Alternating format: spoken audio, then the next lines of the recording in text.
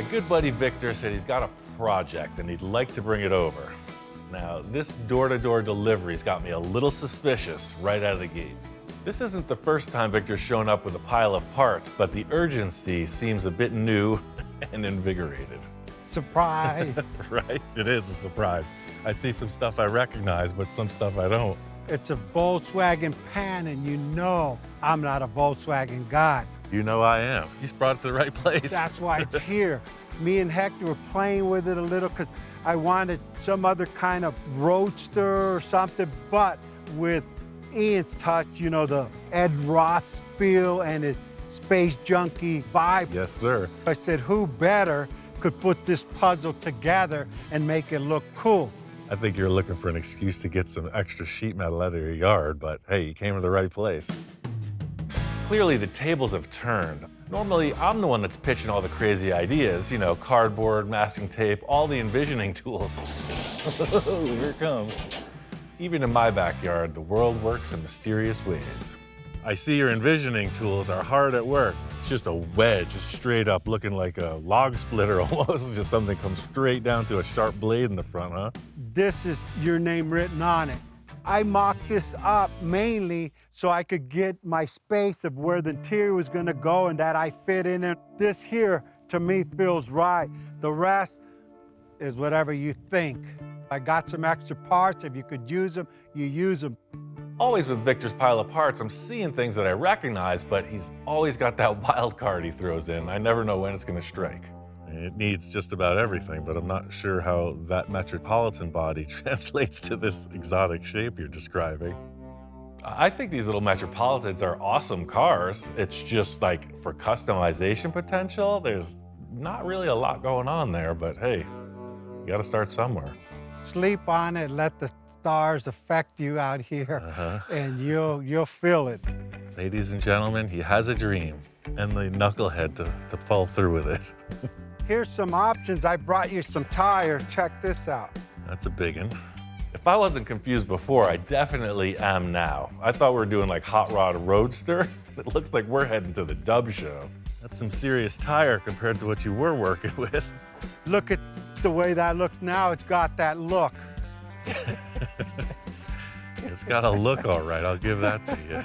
The body, your wedge, I call it a piece of cheese. You could call it the Cheese Biscuit or whatever you want. I've threw out some wild ideas in the past, you know? I'm always open, fair game for creativity, but I don't know. May I introduce our latest project, the Cheese Biscuit. There she is, look at that. An image is worth 1,000 words. The Metropolitan, I mean, do you see that incorporated in this? I don't know what I'm seeing, man. I'm gonna have to think on it. Hey, I got some more stuff behind my truck, and I think it might I'm getting heart change palpitations. I don't know if I could stand this. What else is there? At the beginning of every project, it's just important to stay focused on the big idea. Victor's bringing up references, Space Junkie, Ed Roth. Even though the starting point's not looking so hot, the idea is there. Check this out. What is this? This is off of a Studebaker Hawk. Oh, yes. This is the one missing link to human civilization. Tell me that wasn't made for this. Holy cheese wedge. That is what's happening. Look how the spear points right at the front spindle. I mean, that's the game changer right there. All the proportions are pretty wild, etc., but once we put this fin on, it's like, whoa, okay, now I see where we're going. Big fire starts with the strike of the match. You just need one thing to set it off. Of course, I understand. I just brought you the parts. That's 2%. You got to do 98% of filling it in and making it all work. It's almost too easy. Simplicity. Like, aren't they all? I got more parts. No. A lot more parts for the front and for the back. Anything goes. Whatever you feel, do it. Use them or don't use them, but do what you do. You have more faith in me than I do, man. I love it. You're the wind beneath my hat. It's awesome. I got my work cut out for me on this one, and it's nothing an afternoon of fabrication can't fix. Put this thing back in the shop, and I gotta say, this is a super loose mock-up, probably one of the loosest we've ever started from, but he said I have free reign, right? That's what I heard. So I'm gonna do what I think needs to be done. I love the idea of building a concept from nothing. Victor pretty much came in, made a bold statement, and dropped the mic. He's like, that's your job. So we can reference that should we need to. All I've ever wanted to do is just build my own stuff, so Victor's showing me that opportunity. All right, we got this mouse trap out of the way. He's talking about these rims, 22-inch diameter rims on a Volkswagen. Let's just see. Take a moment to digest the possibilities. I'm not 100% feeling those rims. I'm not opposed to big diameter wheels, but something about the stagger, right? You want big in the back, little in the front. That's the hot rod flavor. Looking a little like a roller skate at this point. Victor likes big rims and he cannot lie. Now we're getting somewhere. Helps, we're trying to hide that engine, so we're trying to pack as much material around that as possible. Those rims do just that. Wheelbase is way too short. Close together or far apart or just right. See what I'm saying? Right now, it's got the Mr. Peabody look. It's kind of like really close together. Smaller wheels would appear farther apart. Right now, I think I'm just getting hung up on the actual look of these rims and not just the overall proportions of it. So I'm gonna try to look past that and just use them as circles. So you got your standard 45-degree miter, right? But then you got that, right? Now a car like that is like, that's what we're looking for. A weapon, not just a commuter car. I think I gotta cut this floor pan.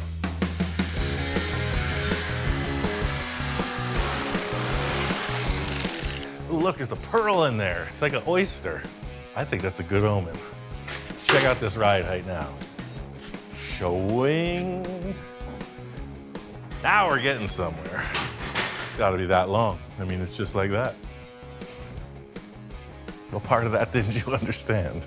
Out of all the parts that Victor dropped off, one stood high above the rest, the crown jewel. Look at this. He is the swap meet king. Yes. Sometimes you just need a few things for the mock-up to start to take shape. I mean, this wheelbase, this shifter, because heck yeah, this is a perfect lead off into the flavor of the car, right? It's that cartoon hot rod. Look at this shifter. I think I want to get that Metropolitan body chopped up and just see if that affords us anything, any clues as to what happens next.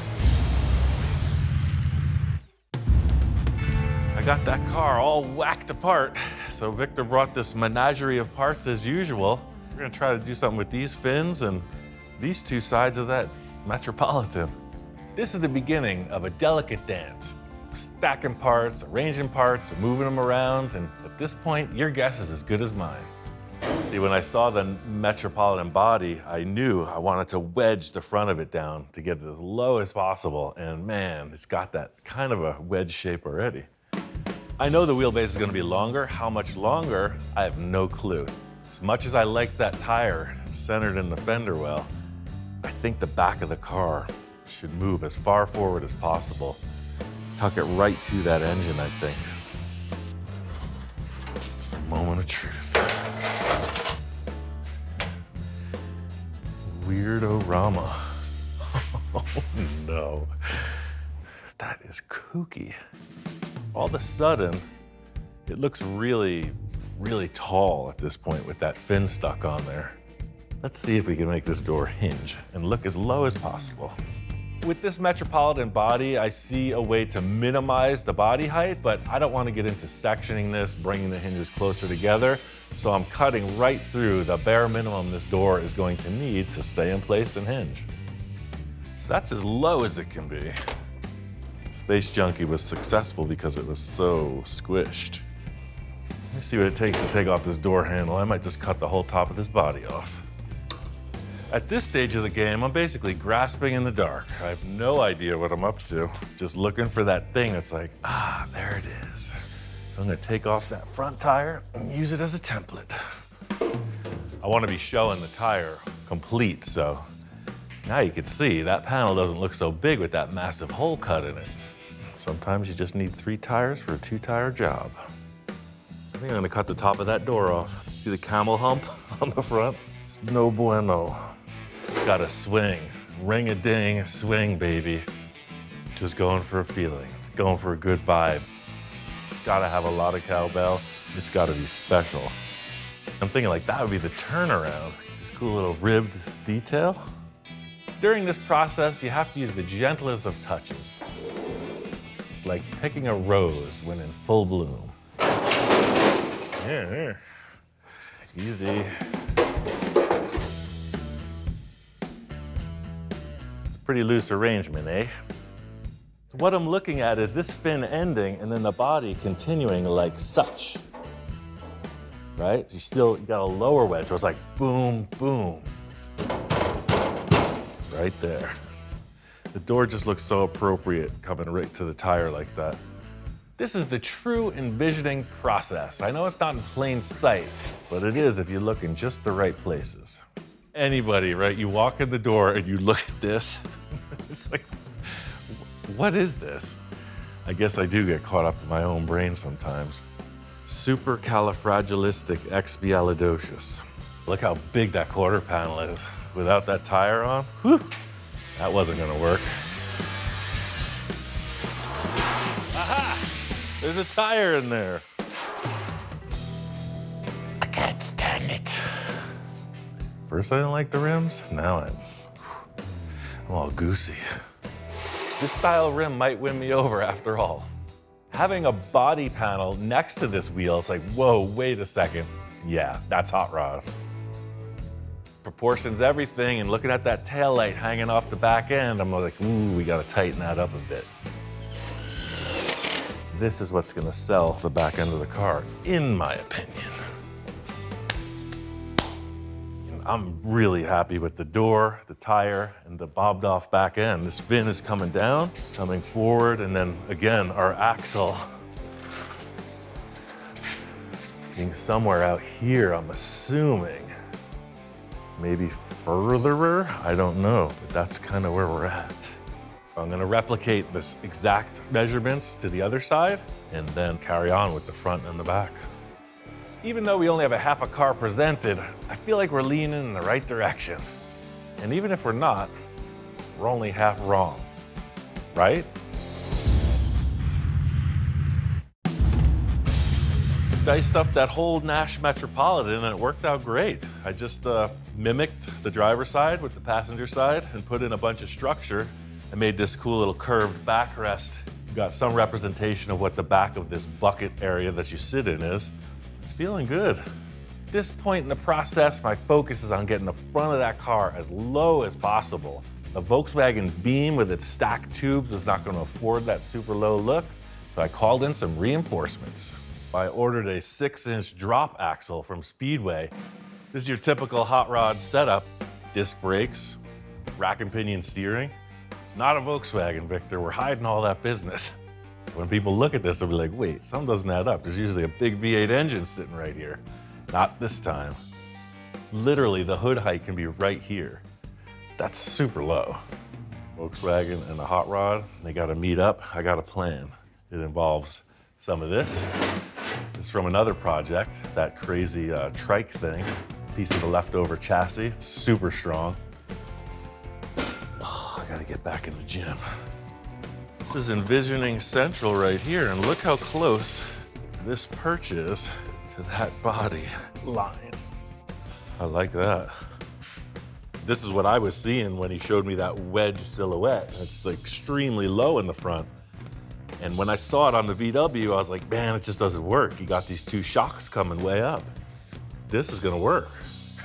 I mean, usually we talk about like, oh, waist-high car, knee-high car. Now that's a toy. I think this wheelbase is perfect. I want to get this thing into like a roller status and then consider what's happening with the body. Looking at Victor's mock-up and looking what we have here, I'm seeing a straight shot on an angle, front to back, right to the front spindles. The Cheese Biscuit has an angle. It's sharp cheddar. I think for right now, I'm gonna bolt these heim joints right to the pan just to get some kind of a reference. To all those that say I don't even have a tape measure, well, I found it and I'm using it. This is one of the only times in life where it's hip to be square. That's a win. See? Nice big rainbow bridge. And what does every rainbow have buried inside? Mounting hardware, of course.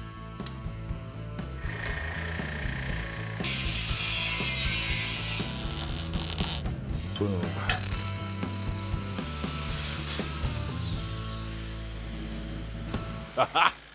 Of course, that structure is going to get a bunch more strength. This was just to get the axle in position so I can set up this sheet metal. So it's all got to kind of come together. So I want to keep the center perch of the chassis super narrow.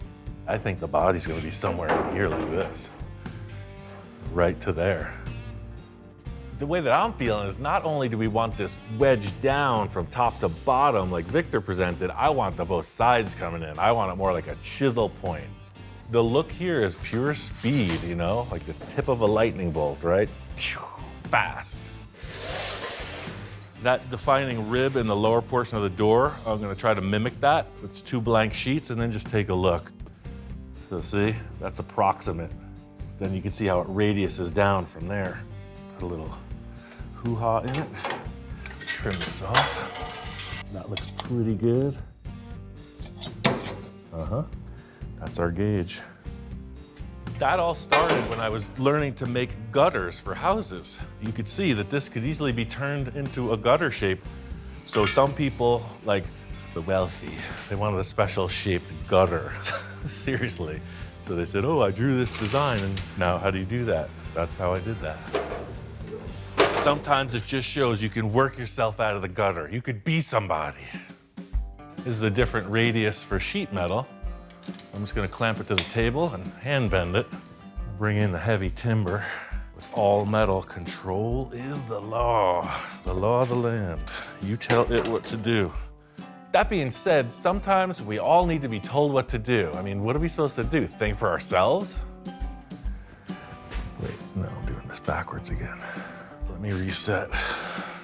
Get my dyslexia on. But again, when you don't have any rules, and you got no supervision, stuff's bound to go wrong. I've learned a lot more by making mistakes than the times when everything's gone as planned. Are we doing it in the right order, Ian? Yes, I think we are. I'm a dancer, I'm a shucker, I'm a jiver. I'm not sweating. It's cold out. It's fine. Everybody hold your breath. Probably have to step on it once or twice. Woohoo! I'm feeling this. Shoots the line right across from the rim to the rim. If Victor doesn't like that, we're gonna have to have a serious discussion. I gotta say, it was a little dicey.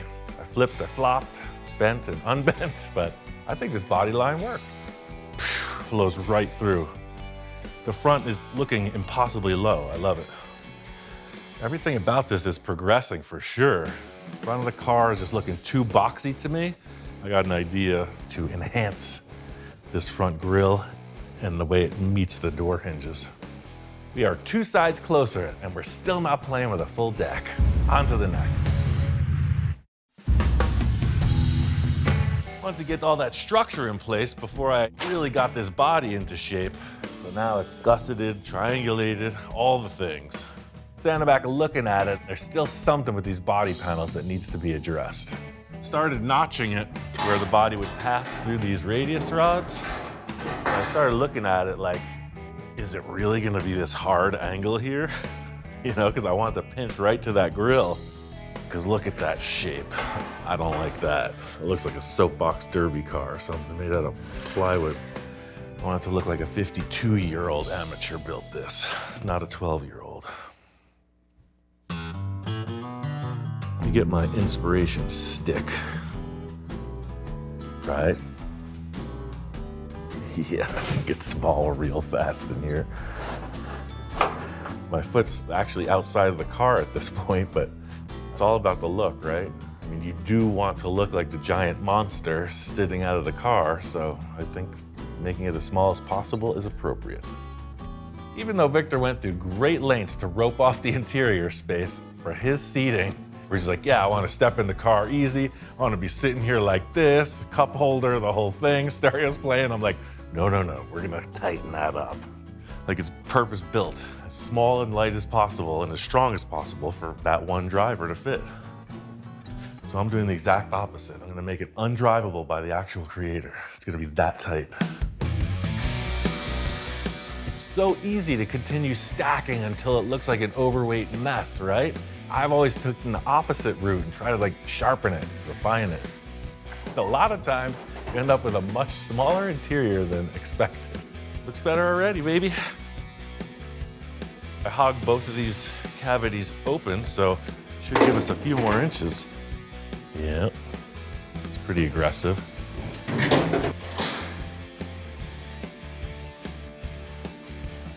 Looks good from here. I think the choice to cut this floor pan into a triangle shape was the right one. I mean, looking at it from the nose now, it's got the flow. All the envisioning in a world really doesn't matter at this point. It's all about getting things in line and all the structure in.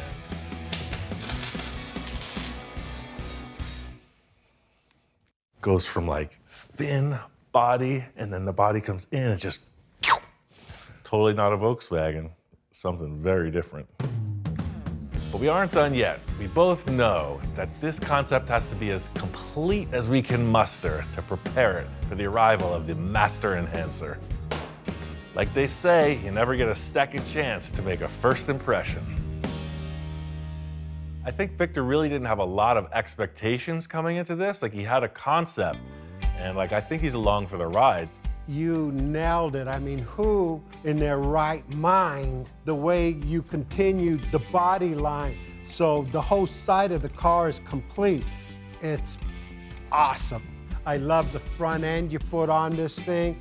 The tires in the front, we almost need to do something like you did on the Space Junkie, something narrower. That's what's bugging me also. It looks like it's got two giant mitts coming at you. Look at those spokes I brought in. Those are off a T-bucket. I don't know why there's knobby tires. What if we just take those rims and just mock them up? I think it's gonna make the front of this car look so much lighter. All right, let's do that. Victor's got really good taste in cars, obviously. So in me putting on these rims, it's like, oh, it's a very classic look all of a sudden. And yeah, you can get with that, right? I mean, knobbies or not, look how light the front of the car looks now. I mean, look at you got a Wedge coming right after you with wings coming out. So it's like, what the heck's this guy doing? It's gotta be Ian stuff. I just need a little bit more beat, but I got what you're trying to tell me. There's your speedster, right? For sure. There's something to be said for just falling into the groove. We're in line with the rims. We're in line with the general direction the body's taking, and I mean, just carry on. I brought you all this stuff again. You know me, I'm a collector of fine art. This is fine art. And no mock-up would be complete without Victor introducing an entire onslaught of new parts to add to the mix. Use what you want. I got different kinds of headlight, tail light, headlights, tail light, grills and stuff. That's Pomona at its best. I like what he's putting down here. You know, all these parts, they speak volumes, you know, atomic age, retro future, space travel. These are sweet. You even know what these are from? No. They're huge. They're from Pomona, that's all I know. Yeah. I'm not one to be completely upstaged by Victor. I'm always collecting stuff too, and I got a few things to throw in the mix as well. Check this out. Wow, War of the Worlds, man. That's my favorite movie. Right? Come on. That'd be some good sunglasses for you. That's cool. Right? Just raise them up maybe 3 or 4 inches. So the car's going so fast, right? You wouldn't be like going into the wind like that. You'd be like squinting, trying to go into the wind. I'm glad you love these headlights because I felt like that was gonna solve it. You can work on the rims, but the issue with the hood, I'm seeing more of a rounded edge like you would see on most 50s cars, you know? Contour in here. I got Zephyr hoods. I bring you one, you cut it to size, and you got your contour.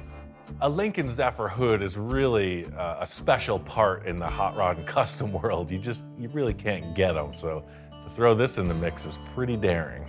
So you got your VW, you got your Metro, you got your Studebaker, you got your Speedway, and then you got your Zephyr. It's a magic number. And the Edsel. 6. I like how this is stacking up. The part stash just keeps going and going. I mean, you talk about throwing in the kitchen sink. This is like the 1980s Honda spoiler on the trunk. He leaves nothing out for the trash. It's like some Star Trek lines right there. Actually, it goes better that way. Yeah, you're kind of freaking me out, man. My mind is spinning on this back end now. I got some concepts, but I want to come down to your place and pick up that hood, because that, to me, it feels like a solution, the Zephyr hood. Just keep doing what you're doing. Continue on that journey, because I'm with you. This is music to my ears, you know, the synchronicity of ridiculousness. Victor is on track for success. Went right down to Victor's. As soon as he said he had this hood, I knew we were on the right track. It's exactly what we need. It's a triangle. It's a wedge, right? It's a 41 Lincoln Zephyr. I don't know. I almost never have trouble cutting stuff up, but look at this. One great thing about Victor is he's not afraid to throw the trash at the project, and he's really not afraid to throw the treasure at it either. The Zephyr, in my opinion, is just about perfection in auto design. That gives the front of the car so much more character. Those straight shots that I set up look juvenile in comparison. Zephyr sculptors had their game face on when they made this nose. Things that guy gets me into. Sometimes you just gotta put your feelings aside and do what's required for the cause. I'm just gonna ruin it right now. When I say ruin, I mean enhance. I'm going to enhance it.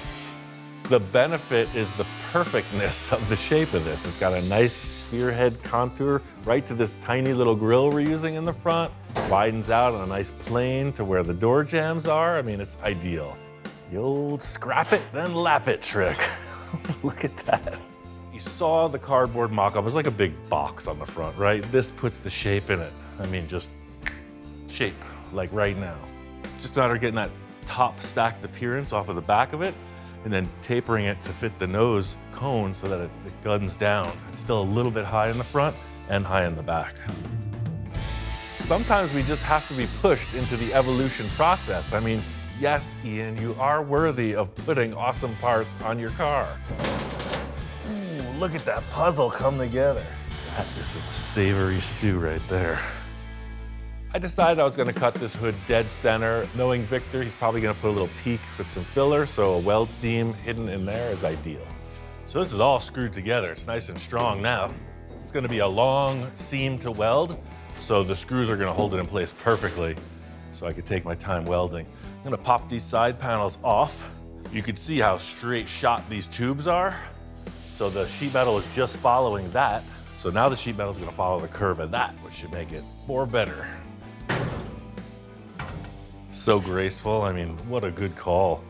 These sides are just gonna follow the contour now. I'm gonna take the suspension off.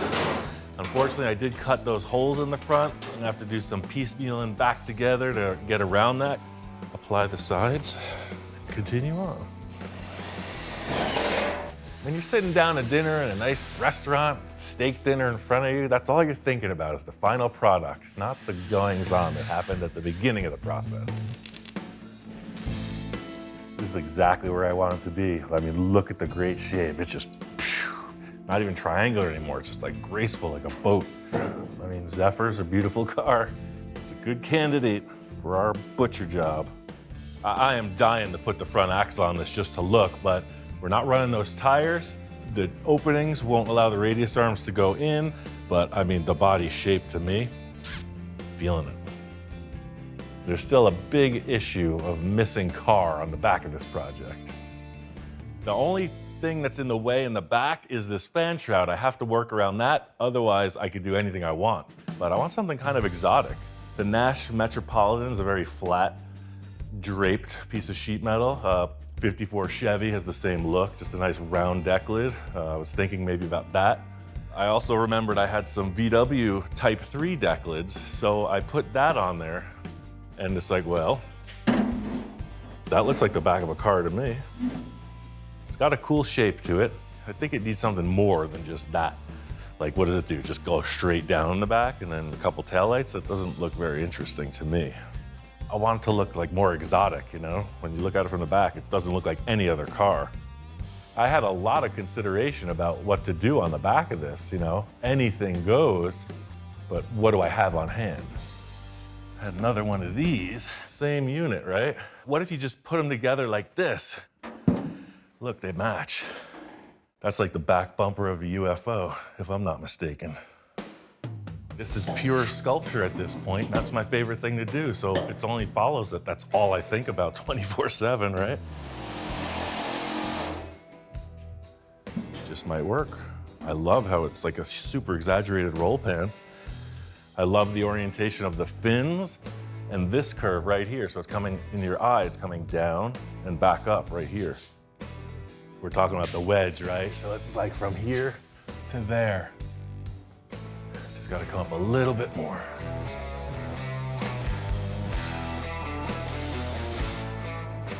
I want this to raise high up enough to access the engine, etc. I want the whole back of the car to open. So I'm gonna come up with a little hinge plan, swinging from the stock mounting location on this deck lid. The nut gets welded to the car, and the deck lid swivels around it. Drum roll, please. Yeah, I mean, you have perfect access to the complete engine. This is gonna get cut back somewhere through here, so there's a lot of room to offer. Definitely cool. I'm gonna get rid of this right now, because that's bugging me. That thing's sticking out like a sore piece of sheet metal. Not really rocket science, it's deck lid science. I'm not gonna use much more than my knee bone. Like so. If you really want, I could turn this into a big formal production, right? I could get out the tubing bender, make some templates. I could even get the tape measure out, make it look really important. I saw the shape I needed. I had an extra knee laying around, so what the heck? Yeah, the taillights are pretty big aesthetic in what's happening back here. I think less towards the bottom of the car is better. Just gonna keep everything like focused on the wings. I think it's about time we busted into Victor's treasure trove. He brought in some real jewels, and I think this car could use some sparkle. You know, these are pretty tasty, but I feel like they're definitely horizontal. These are super space age, but I think they're just too big for those fins. Now, these little gems, and look at that. Does that not say flying spaceship thing? I think Victor knows that the key to all of our success so far has been his parts sourcing, and I gotta say, he knows how to pick them.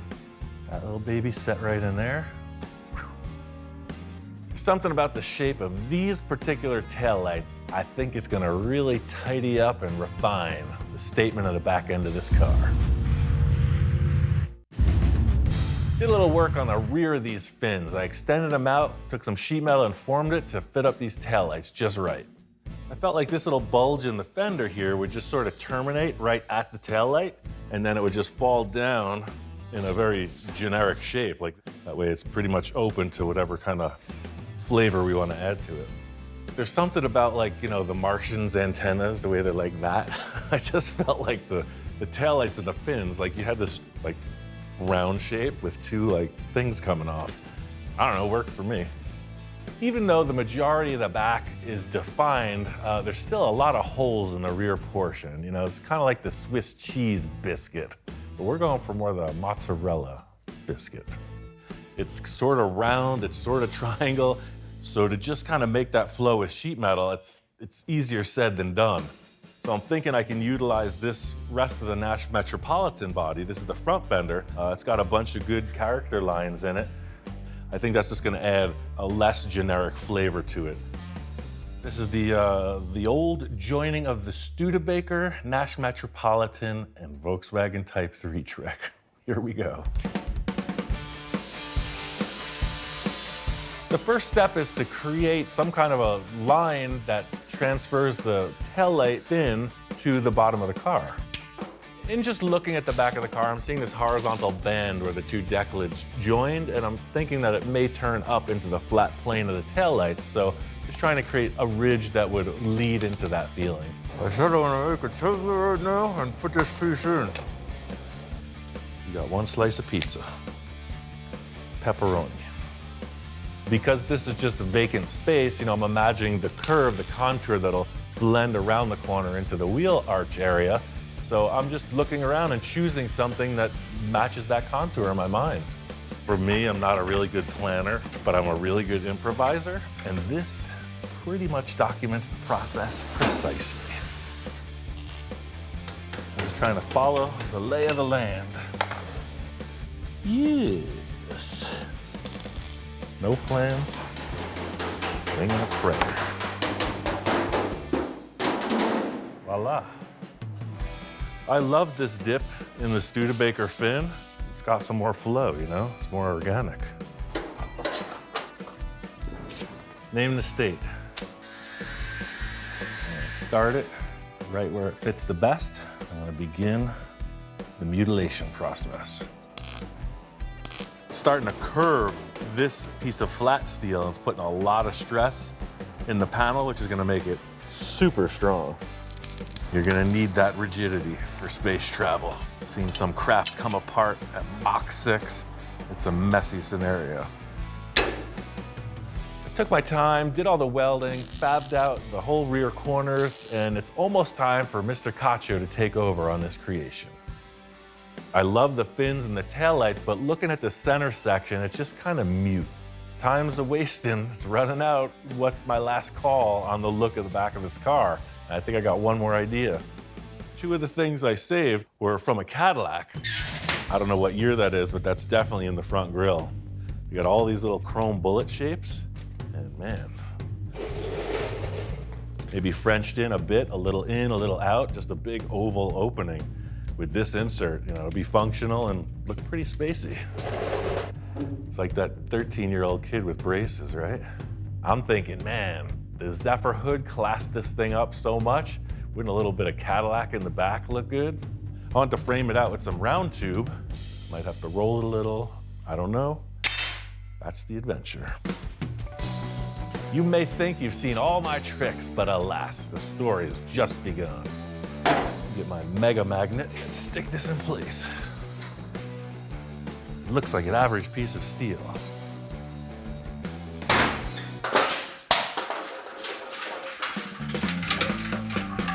That's how powerful the magnet is. Could pull a wall down if I'm not careful. Hours of fun with your friends. Love it. So you just stick it on the car, stick your piece in place. I think I'm gonna pull it down a little bit because I'm seeing like a graceful arch. Been on the horn with Victor. He's doing some serious thought and gathering for this vehicle. I think it's ready to head down to his shack. He says he's got his interior mind going. Victor is the fit and finish master, you know? He's like, no, you just hung the skin on the body. I'm ready to dress it. I've seen him be reasonably conservative on some of the projects, and I've seen him go off the walls on others. So this thing, who knows what could happen. Now let's put this wire to hold it as a reference, but that's kind of the look. This really added to it. Now the deck lid has some dimension to it. It's like an alien face. It's pretty weird. That was the last major aesthetic change. We're still working on some concepts for the windshield and dashboard. I think the momentum is building. This car at this point, as wild as it looks, it's still a blank slate. Once it gets into Victor's hands, all bets are off. The only thing I could say for sure is that we're not sure where it's gonna go from here. Let the dice roll. Victor called me down to the Cacho residence talking about change. Business as usual with this guy, always hustling. Check this out, Ian. I might need a few more slight enhancements. Yeah, as usual. Wait, what? Wow. Whoa. Talk about a jaw-dropper moment. I'm just like, wow. I'm expecting a car in the middle of some kind of crisis. This thing is awesome. Holy moly, you've been a little busy. I slightly changed a few things. I can see the changes. It's orange now. You wanted a cheese biscuit, you got it. It's done. It's finished. It's beautiful. It's even orange, like sharp cheddar. I love how you changed the fins, because you kept saying like the grill looked like an angry rat with the ears sticking up in the fins or something, but this totally fixed it. One major change in the back was the taillights are disappeared. He rounded off, and I gotta say, good call, man. It looks smooth. It defines its own look, right? I mean, tell me when you've ever seen that before. Never. It looks great. I just wondered, like, you know, what are you gonna do for taillights? I got taillights. I'll never live that down. Everywhere I go, where are the taillights? Stay there. I don't want to take that heat anymore. Taillights. Oh, right on. Stealth mode. I think the car is a little bit of everything. It's futuristic. It's definitely got street rod vibes. The classic panel shapes of the old cars we used are represented, so it's kind of a mashup. It's its own thing. And the original bubble topper where we started blowing bubbles, I brought it and made the windshield out of it. Right. Okay. And I just kind of added another contour to it. I like it. Yeah, I love the interior. Clean and classy. We did flip-flop in conversation on the wheel choice. I tried spokes. He ends up with these big diameter, like exotic car rims. And in the end, it is an exotic car. These are off of a 4x4 truck. Right, I know the style, the big lifted trucks with the small, low-profile off-road tires. And now I see what you're doing, man. It works.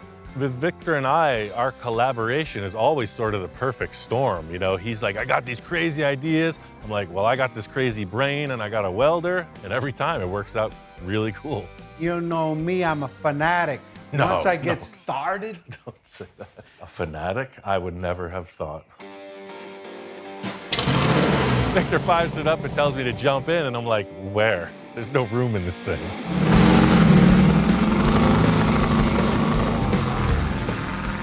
This thing's right out of the garage, so he's like, hey, let's go up to the park, do a few laps, see how it feels, you know, see if the tires are gonna fall off. My first ride in a roadster just sealed the deal for me. It's like a chopper with 4 wheels, and you got the same vibe in this car. It's very light. The arrangement of the chassis allows a guy 6'2" like me, I can put my legs way up in the front of the car. There's tons of leg room. You're right on the road. It's loud as heck. It's super fun.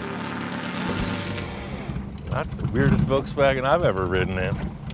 I've ridden in some weird Volkswagens. I think the Cheese Biscuit is gonna get renamed to Cheese Whiz. This thing moves. I was never a Volkswagen guy, but now, hey, I think I converted. Do I need a sticker saying Volkswagen guy or something? Yeah, I can get you that. I got you a t-shirt also.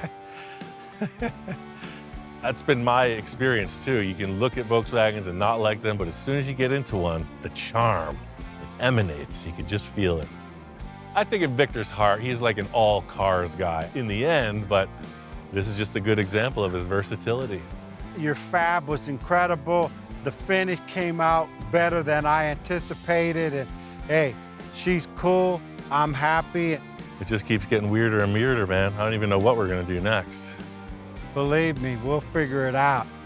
Crazy thing about wrapping up a project with Victor, he's already starting on the next project.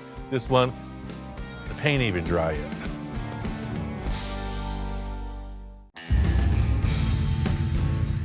Out here at my friend Bill's place, he said, hey, come by.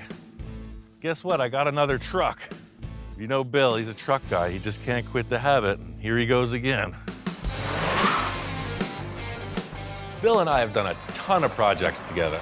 I could see a cycle, like he's improving with every one. Each project comes from a better starting point. He usually manages to get his hands on some interesting stuff, and this truck's no different. Wow. It's even got that old truck smell. That's a unique rust pattern. Usually it's down in here. Usually you see all this gone. It says 61,000 miles on it. I might just believe that. Look at that, never hit, never painted, never known nothing. In a quest to live my life by the true metaphors of the universe, I will not judge a book by its cover. but I will give it a thorough once over and then cast my judgment. This is like, yeah, barn find potential. Yeah, and in the rear, it's more of the same, just good, wholesome truck. In this day and age, to walk up on a vehicle that is in the unmolested, unchanged status, it's pretty unique. Hello, sir. Mr. Roussel, my favorite fabricator. Wait, you mean there's others? No, I just have you. That's all I need. Okay, cool. This is quite a charmer, huh? Well, talk about a barn find. One family owned Huh. since '62. Wow. A friend of mine found it, and I went to look at it and just had to have it. Yeah, I could see why. I mean, it's in great shape. They started messing with the top and didn't prime it, didn't do anything, and of course, So they actually did cut that open. I guess. Okay, because I was like, this doesn't add up. It doesn't look like your typical rust.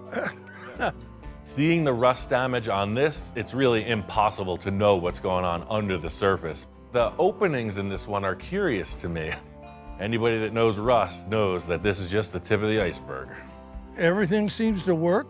3-speed with an overdrive. Nice. Most people looked at the roof and said, boy, that's bad. I looked at the roof and said, where's Ian? You know a guy with a welder, don't you? Yeah. Remember that old commercial, Mikey Likes It? Well, this is sort of like that, but it's Ian can fix it. It's never a dull day. There is something to be said, like the time machine scenario, right? Because Yeah. it's a real deal 62 Ford. Yeah. I don't know, it just stole my heart when I saw it. I liked everything about it, and so here we are. Yeah, in stock form, these trucks are great. I had a 64. It was a Mercury. It was from Canada. Oh, It was the unibody style, but I mean, had the V8, had all the stock stuff, and it just drove great. I'm feeling the Survivor vibes on this thing, definitely. I mean, there's something to be said for like retaining the actual, showroom feel, just rolling down the road in a bit of a time capsule. Plus, I know Bill, and sometimes, in fact, most times, it's better to ease him into custom action. interesting, they call this a custom cab. It's a full custom kit. Now, I don't know what that means. When we're done with it, it's going to be a custom cab. Yeah, it needs a little Roussel. I like the drip rail. If you could keep that, I'd really. Yeah, I mean, I got some ideas already about that roof skin, but the primary factor is to get in there and stop that rust on the interior panels, because that's starting to get pretty chunky. I'm always excited when you come to work on my projects. I never know exactly where you're going. That makes two of us. One of my favorite things about visiting with Bill is he's always got a rotating stock, and it would not be a trip to Bill's without a quick tour around the neighborhood. What's going on with that? Well, the panel trucks, 46 Chevrolets, both of them, Wow. real projects. Huh. I mean, Need everything. everything. Okay. There's a lot of potential there. No doubt. It That's just, for as sure. you say, it's literally strapped together. Yeah. Fine piece of machinery. There's something about being a car guy where when the opportunity presents itself, how could you say no? That's a 1930 Pontiac. It's all there. It's got wooden spoke wheels. Oh, cool. It's a hot rod. This kind of like doesn't make sense. Yeah. Yeah. Potential for the museum parade car. Yeah. Now, what the heck is this thing? Now you're talking my language. One of the guys that works here part-time, Danny, is building that. Even got a motor on it. I mean, nothing says outlaw like a motorcycle with no license plates. Let's run it. I got one word, man. Chingon. Yeah, I mean, these are definite long-term potential, but let's stick to the order at hand. I agree. I'll get some ideas together on that unit down there, and we'll just keep thinking about these. I like it. Yeah. There's a few different ways about going forward on this particular project. Looking back through my mental Rolodex, I remember a friend of mine has something that just might work. It's a 62 F100 four-wheel drive. It originally belonged to a good friend of mine that I was a sailor with. And we used to drive this thing out in the desert, boondocking, yank the engine out, and I've pretty much been sitting on it ever since.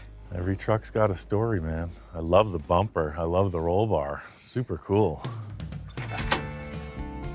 That's what we're looking for, 100%. Look at that, even comes with extra windshield wiper. We're in business. I guess I should have done some pruning, huh? Door hinges, the door jambs are all perfect. Look at that. And that's the driver's door. Usually they get beat up and worn out. It's been doing more sitting for the last 40 years than operating. Every parts search, you know, I'm always looking for something fairly specific. And this truck doesn't have a lot to offer. It's fairly bare bones, but it's got just what we need. Yeah, we got a lot of rust in our truck up in here and some of the inner panels. This thing, I don't even think it ever got rained on, huh? No rust out in the desert. I'm glad I'm a desert rat. If you're not that attached to it, we could do a little horse trading and It's gonna have a new lease on life. at least parts of it will. The one thing about dumpster diving is it's not as easy as picking something off the shelf. It looks like this rig is missing a critical element. It's got no rear axle. Well, I got my trailer. Maybe we could lift it up and Yeah. just drive the trailer, you know, right under it. It's always a new page opening, a new story unfolding. Things get kind of crazy in the Wild West. You're gonna have to pull them tires. Got this thing loaded up, heading back down the hill to Mr. Bill's. All right, twin trucks. Love these mirrors. The roof skin is pristine. That's the big deal on this. I didn't realize this is a long bed. That's a short bed. Look at that, I could almost grab this one. Good thing we don't need the bed. Comparing these two side by side, it looks like this one has all the parts for the old cut and paste trick. I really do understand Bill's wish to keep this in like survivor mode. So I'm gonna try to do as minimal cutting into the body as possible. Maybe we'll be able to swap a little parts. Make one better truck out of two. Let's see what happens. I want to get right into it. Cut into old orange, roll the dice, see what the future holds for us. Fortunately, there's enough trust floating around that allows me to proceed as I desire.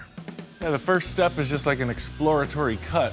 I'm gonna try to just make it look like nothing happened. I just want to see how bad the rust is inside.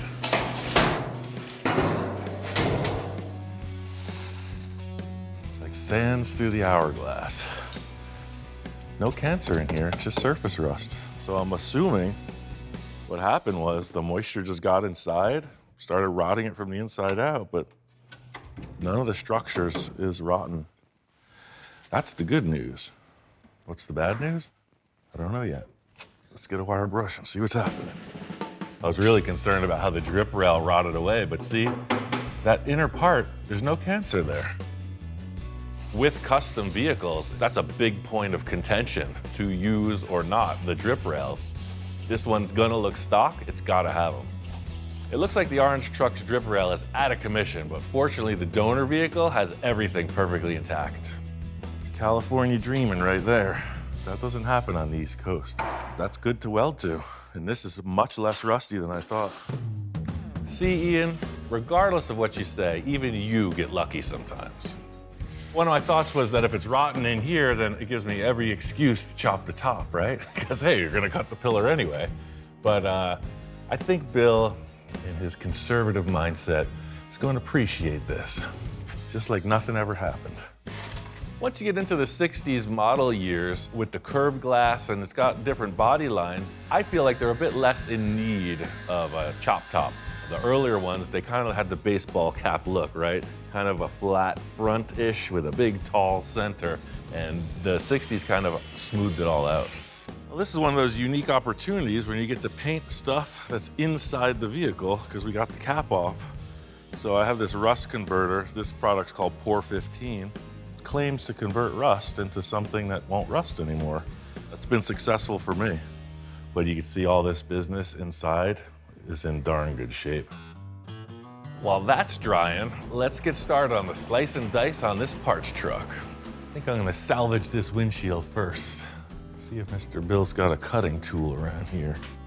Unlike Old Orange, this window's in great shape. Hoping to get a 1-2 combo out of this. A windshield, a roof skin, plus a side of fries coming right up. Yeah, this window's definitely been replaced sometime. Doesn't have the chrome like the other one.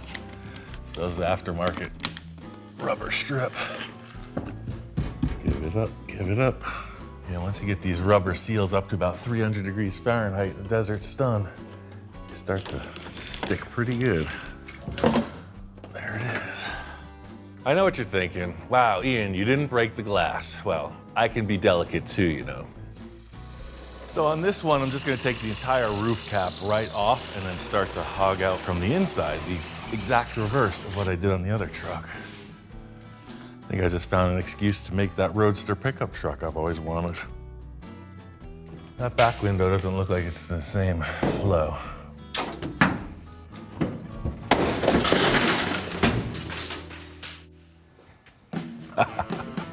Old habits die hard. What can I say? One farm fresh roof skin. Let's get that truck out of here. Let's take out this ancient artifact. Yeah, look at that. Rust free. That is the desert, ladies and gentlemen. I want to leave the drip rail, but remove the structure. So I think I'm gonna take the disc and put it in this way now. Now that the skin's on the table, I can trim away everything I need using my patented surgical precision. So now you have all the structure of the truck intact with this front windshield surround preserved on the other vehicle. As long as those folks at Ford used the same tools to make these two roofs, we're gonna find out. I did all the prepping I could in 2 stations. It's time to put it together and see if it fits. Well, hot dog, if that don't fit like a Ford roof skin should. The two-tone is pretty cool. I wasn't expecting that, but it brings out the bumper. The white and white. Looks like a creamsicle. There's just so much to be said for the factory stamped sheet metal. It fits identical, it fits perfect. And the patina, the color of the paint, actually works great as well. See how this roof has a little clip on it? And then there's still one remaining on the truck. So that's your front alignment right there. Both of these vehicles were prepped out more conservative than the final fit up. So now that the pieces are kind of stacked, just the last bit of trim and nip to make it happen. The process at this point is welding it together and just trying not to burn too much paint off. It's gonna get hot on top for sure, but you know, you're only gonna see the seams around the backside. The front welding is buried in the rain gutter with the sealer that'll go in there. I'm feeling good about this swap. You know, I still got a few tricks up my sleeve to make Old Orange come full circle.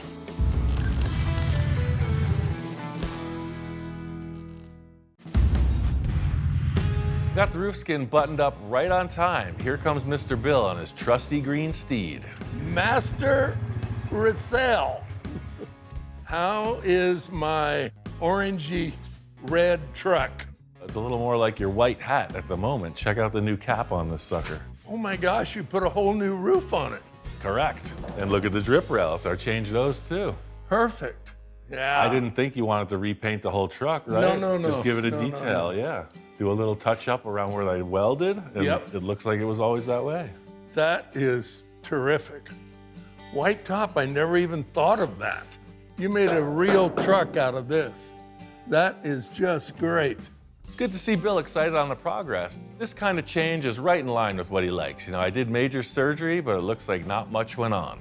When I saw the donor truck parked in my driveway, I thought, wonder what Ian's got in mind. Plots thickening. So the good news about that truck is it's got a lot of pieces. I noticed your parking brake was broken. It's got all the interior mechanisms for the doors. It's got a brand new windshield in it. So you got a few good things out of that. Oh, that's awesome.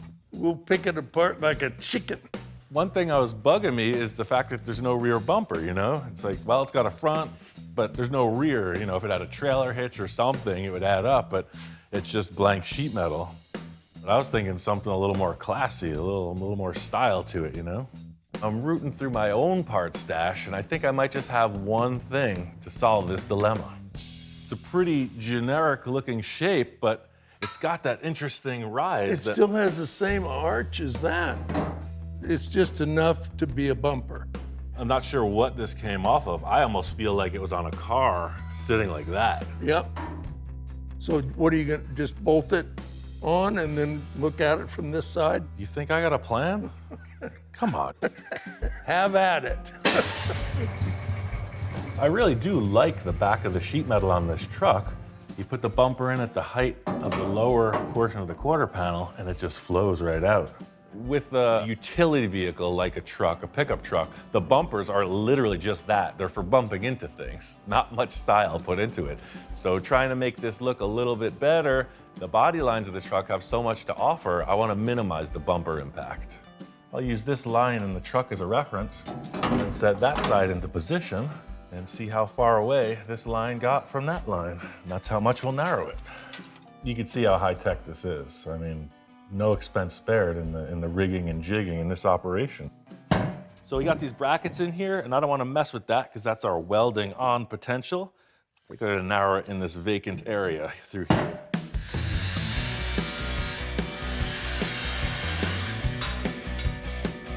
Mini bumper. Got this really high-tech straight edge out of Bill's toolbox. Fortunately, this bumper is the same dimension all the way through, but it's important to get it straight when you're aligning it for welding. Such a clean-looking design, to bunch it up with welds or any other modifications would take away from it, so it's got to be a seamless mod. This is pretty cool. These bumpers mounted flat up on the panel, and they're gonna do the same on this truck. Can't argue with that. Now it's like, oh yeah, look at the truck body, and then the bumper, just a little accessory. Simple, hang that license plate just down a little bit. I think that's the most that this bumper has to offer, is that it kind of smooths the line between those cheeky quarter panels under the taillights and just a bland flat cross panel on each side of the license plate. It shows you the old nip and tuck. Sometimes it's the answer. Paint that white, call her done. This thing is definitely making progress. It just leads to think, what's next? I'm gonna think about that for a minute.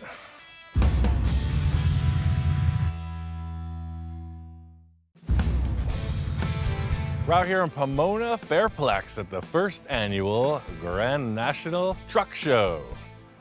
Anything goes, kind of like an open invite. As long as it's a truck, come on down. When my friend first told me about this show, he's like, you gotta be there, man. It's the first time all truck invitational. I was like, truck, yeah, let's go. But the big question is the El Camino a car or a truck? It's still yet undecided. I say this all the time, we are so spoiled in Southern California. I mean, this show starts at the gate, in the parking lot, walking in, all the way through. This thing is unique. I love this bed cover. Who knows what year that's from, 40s, probably. It's steel, super cool. Yeah, the whole thing with coming out here is just to see like what's going on. If I could bring something to the table that would get Bill excited, that's what I'm all about. This guy's one of my favorite fabricators going, Slim. He built some crazy stuff. And this van is like a wheelie popping machine, as evidenced by the giant engine in the back. The Highway Patrol loves to see this stuff on the street, so I'm sure that's why he did it, just to support the local law enforcement. Vans, trucks, you name it. Look at this yellow beast. Look at that face. Wow. 1950. There's something to be said for a vehicle that's as tall or taller than me when it's laid right on the ground. This thing. There's something about the cab overs, you know? It's the ugly duckling turning into a swan scenario, truly. These things are just big utility things, kinda ugly, kinda weird, but lowered down and customized, they are something. Is this your truck? I wish. Oh. I love it. Obviously, this thing's full custom, but the body started off as a 40 Ford cab over. Everything's modified. Super nice. I love how they pulled the rear axle so far back. I know you get this all the time, but I just want to shake your hand. Oh man, good to see you. Is yours? Yeah. Super nice. Super nice. You're a legend. Thanks, man. Love the rims too, look at that. That's a big one. Take your big surfboards to the beach on that one. Trucks like this just really do prove that the survivors, there's a strong love for trucks in general, but when you see one that's pretty much intact and original, it's just like, that's worth showing. Never been painted, never been wrecked. It can't be stressed enough, there's something about the real deal, and that's what a survivor represents. Look at this 1980s fantasy machine. Look at how many shocks this has. I can't even count that high. It's got shock absorbers for the shock absorbers. Hot pink boots.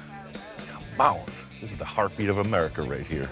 Look, it's got a cell phone and a television. This is modern. And this truck has it all. Suspension's crazy modified. It's body dropped. Can't really get much lower than that. I probably couldn't even fit in there. At a show with this wide of a range, there's no way to pick a favorite. I mean, it changes minute by minute, actually. Everybody's got their own vibe, right? So it's like, well, who would take a really cool Blazer-style vehicle like that and put so much effort and love? And meanwhile, somebody else is like, I want my truck as low as possible. I'm gonna mold the bed so it's barely even a truck anymore. I mean, huge amount of work to make this thing. Huge C-notch in the back, bunch of old barnwood. It's rad. This thing's serious business. It's barely even a truck anymore. This thing's a race car. This is cool. This reminds me a lot of the truck I did for Bill, where it's just like, truck this early never existed as a sliding ramp truck, It's just like, wait, something's wrong. To me, it's all artwork. It's 100% a feeling. Wow, look at this. I love it. It's just like, I like that. It says 1925 Ford Model T. Zipped T. Super, super neat. Just the proportions are total cartoon. It's great. So that's just the parking lot outside. The actual show is in here. The theme here is sort of like the Amber Award, the America's Most Beautiful Roadster. This is the world's most beautiful truck. So all the trucks in this area, they're up for the big award, and you could see, I mean, it's no holds barred. Seemingly no expense spared. These guys, or gals, or whoever, have got some serious dedication. This is my gig, right? This is my living. I know what it takes to bring vehicles to this level of finish. And it's not one, there's hundreds, possibly thousands, all lined up, all primo. It makes me wonder why I'm sitting here talking instead of some of these other cats. Oh yeah, now we're talking. Look at the color on this. Wow, Diamond T. Man, this thing's a huge amount of work. Just crazy cool. This is pretty close to the truck Bill has. This is the unibody, but very similar. You see the shape of the roof and a lot of the body lines are similar, but this one is full on. I mean, just like these trucks, right? You got all different shapes, sizes, ages, and the fans are the same. Especially being close to home at a car show like this, and there's so many people, and they're just like, yeah, dude, love the show, keep on trucking. See what I did there? Truck yeah. Well, I'm a bit biased, but I mean, it is a truck, right? That's why it's here. It's got all the goodies. I love this. I mean, I love the Peterbilts, I love the Kenworths, the flat base ones, anything like this. Just look at this thing. It's like a freaking building standing in front of you. You just tell them Large Marge sent you. My favorite thing is to walk around looking for that one thing I haven't seen before. And I see this curved glass, quarter window pickup truck, and they pop out. They're ventilated. I don't know much about accessories, but that one's new to me. Wait a second. Is this thing even a truck? I think they're bending the rules a little bit here.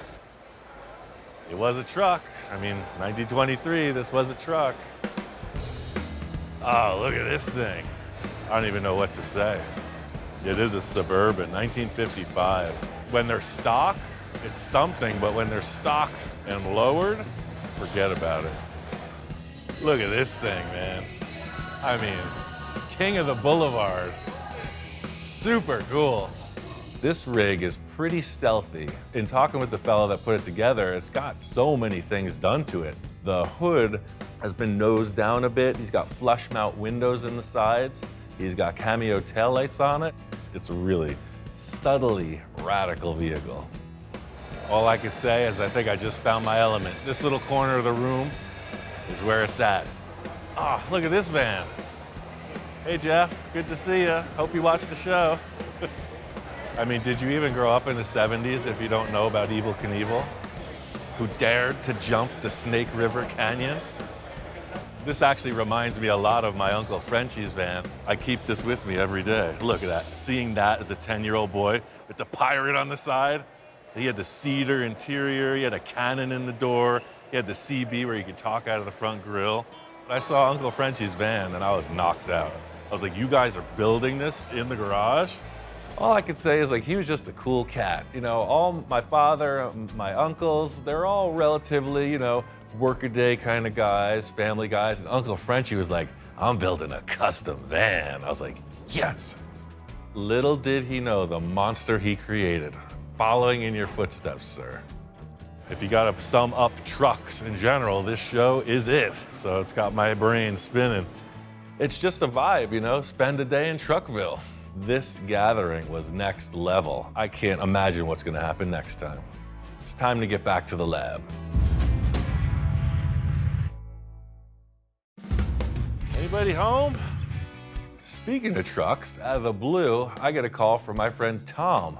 This project and I have a little bit of unfinished business. Hey, how's Ian. it going? How you doing? I know you said you made some progress, but wow. It's a driver. It runs. Oh, cool. Yeah, Cool. It runs really good too. This thing looks great. It's a 1942. It was a military truck, a long bed, just a big utility vehicle, and he got a little wild with it. He shortened the entire chassis, bobbed off the bed. I did a chop top, little hot rod 6-cylinder engine. He's like, no, it's not a hot rod. It's not a street truck. It's a toy. Think of it as a giant toy truck. All I could say was, yeah, you're preaching to the choir, sir. Now, I gotta say, I do love the big puffy tires, but these are cool too. Like you're saying, it's like the model kit where it's dual purpose, right? The truck is going to be this color right here. See the yellow in there? Yeah, that's cool. I'm actually thinking That's a about bold putting choice. fenders on it too, so that there's a little bit of color down here too. Well, again, like you're saying, it's dual purpose, right? So if you're taking it to the dunes, you take all that business off, take the street trim off and put the buggy trim on, right? Yeah. I love the bed, man. Had a friend of mine who was an excellent body man. He went ahead and cherried the bed out for me, and Yeah, cool deal. When Tom called, he said, hey man, just a few little pieces to wrap up, and I thought, hey, perfect timing. I am knee deep in the truck business. All it's missing is a rear bumper. I see what you're saying. my idea is like a Nerf bumper. You know what I'm talking about? It's rounded ends on it, and it's from the 50s. I think the late 50s, early 60s, and it was, I think, originally from a race car, the backside of a race car, because they didn't have starters in them. They used to push start them. Well, I remember these were 1.5 rounds, so I just brought some 1.5 tube. Okay. And some bends, and maybe we'll just come up with an idea. Okay. You're the artist, man. Let's not overstate things. I'd like to see this thing run. You gonna pull it in? Sure. Heck yeah. It's got the twice pipes. It is exactly like the toy that he was describing. I mean, he was talking about these magazines and showing me different model kits, and I'm like, yeah, dude, like that's exactly what it would look like in the 60s, no doubt. Hold on, never mind this truck. Look at this thing. This is the real deal. That was given to me. What? It's a hot rod from the 30s. Oh, wow. During the war, they made a truck out of it for like rations. so many other ones, right? Yeah, for war rations, yeah. In World War II, there were gasoline rations, and as I understood, you could get more if you drove a truck. The car's been lowered a bit. It's been chopped pretty significantly, and just a really nice touch with the windshield and convertible top. And it's got that weird back end. I mean, it is technically a truck. I think it's been chopped at least 4 inches. At least, look how low that is. I mean, this gas tank is obviously not original. That's First thing I always do if I get a car is I get it running and driving. Yeah. Crazy when an antique like this just runs. It's cool. This thing here, we're okay with. That's the one we need to work on. Yeah, I agree. I brought some tubes. Let me show you the bends I got. This, right? That's just about where you want to be. It really fills out the back of the truck. Right, so this would come in and turn down below the license plate, and then the bottom part would reverse like that.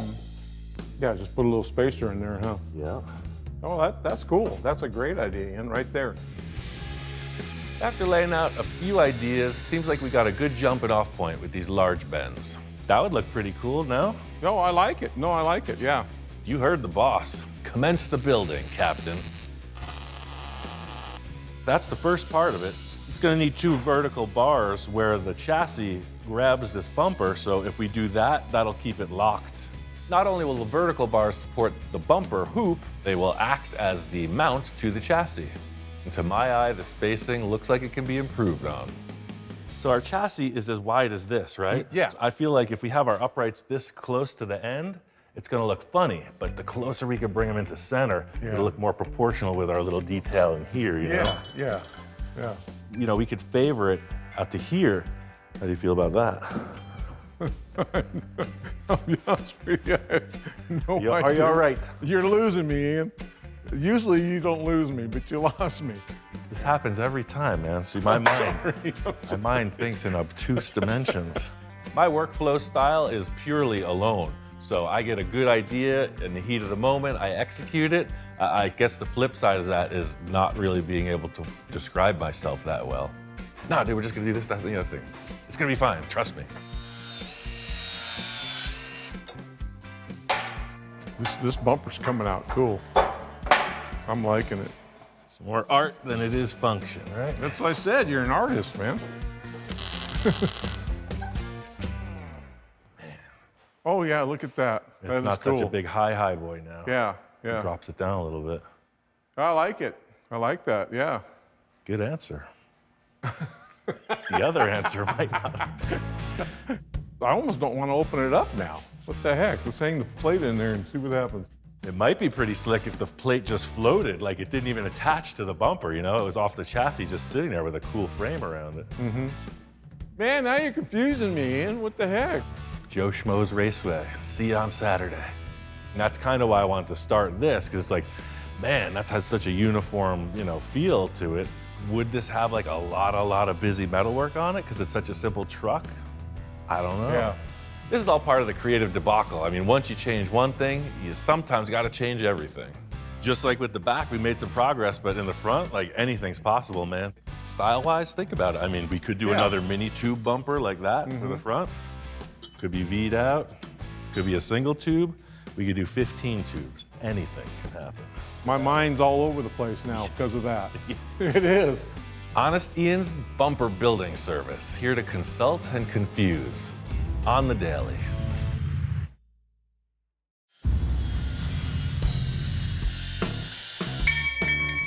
I gave Tom a bit of time just to give the old stare down and see how he's feeling about this bumper. If you want to keep this as we built it, then it's as simple as just attaching it to some mounts. I like it just like it is. I still think it looks like some kind of workout equipment or something. It looks just like something Ed Roth would have built back in the 60s. Straightforward enough. We could just make some nice brackets, you know, make it look discreet, like we were talking about maybe that floating license plate in the center. I'm gonna wait till you've got that completely mounted before I even start thinking about the license plate. If it's centered down there, it may not be centered from here. Now you're talking my language, like the great sculptors of days gone by. When the figure is on top of the building, the head is actually out of proportion. It's bigger. Oh, yeah, because you're yeah, looking at yeah, it like that. yeah. It's all so delicate. I mean, angles, distance, size. How could one possibly take it all in? Well, actually, I'm just gonna have my wife come out and tell me that looks good. Rank, do it. Sometimes that works too. Yeah. Yeah, grab those 2 pieces of wood and let's clamp this thing back on. The old 2 fingers on the knuckle. There it is. Yeah, that looks it right there. So in the end, that's what it adds up to. 2 simple, discrete brackets, welded inside and out. No, I love that thing. It looks like something out of one of my old 60 hot rod magazines. Agreed. The surprise for me was the way you mounted it. I did not see that coming, and I like that. Way cleaner. You don't have all this busyness down here now. Yeah, he likes it. By golly, he likes it. Look at that bumper. You like the way the taillights are positioned? Yeah, I mean, I love the traditional lights, but you know, what if there was like a round thing? That to me says like 60s. Yeah. I kind of like that idea. Do you have an old trailer light or anything laying around? Oh, heck yeah. Do I got an old taillight hanging around? Hell yeah. Oh yeah, that's like the time period too, man. Yeah. Right in there, just about centered. Well, I may get custom on you, huh? That's what I'm saying. If it was my truck, I'd have these taillights. In the meantime, I'm gonna get into this front bumper design and Tom's gonna hang the license plate. Well, since I have free reign, I could get obnoxious with it. Big Cadillac bumper with the Dagmars. I mean, anything's possible. Or, I was thinking like the 32 Roadster traditional kind of look. You know, it's got that grille with the little peak in the front, so why overcomplicate things, right? Maybe just a little bar that comes to a V point that matches the angle of that grille. Just give it a little aggressive stance. I think in a lot of circumstances, the end result is just being simple. Sometimes less, a lot of times less is more. It's a little trick, that way it's just a hidden nut. Yeah, so it's just welded to a washer, set it in the tube like such. If all my calibrations are correct, this thing might just bolt on. Yeah, man, how about that? I like it. Looks good. Nice and clean, right? Yeah, that's usually the best way. Yeah, see, once you got that grill on, right? Boom, then you got that whole V shape really represented. Nothing like seeing a project in motion, especially at a distance. You know, you really get to take it all in. Heck yeah. Oh, look at that bumper from here, man. It's cool. It's really fun, you know, building a car, but it's driving them is when you really feel the flavor come out. And this one's got a ton of personality. This thing corners like a forklift. Look at the turns it does. Super fun. I'm thinking of doing those taillights like you said. Yeah, man, one piece at a time. You're closer than you were yesterday. Oh yeah, I'm getting there. Another satisfied customer. Now it's back to Mr. Bill's to see what's going on with Old Orange.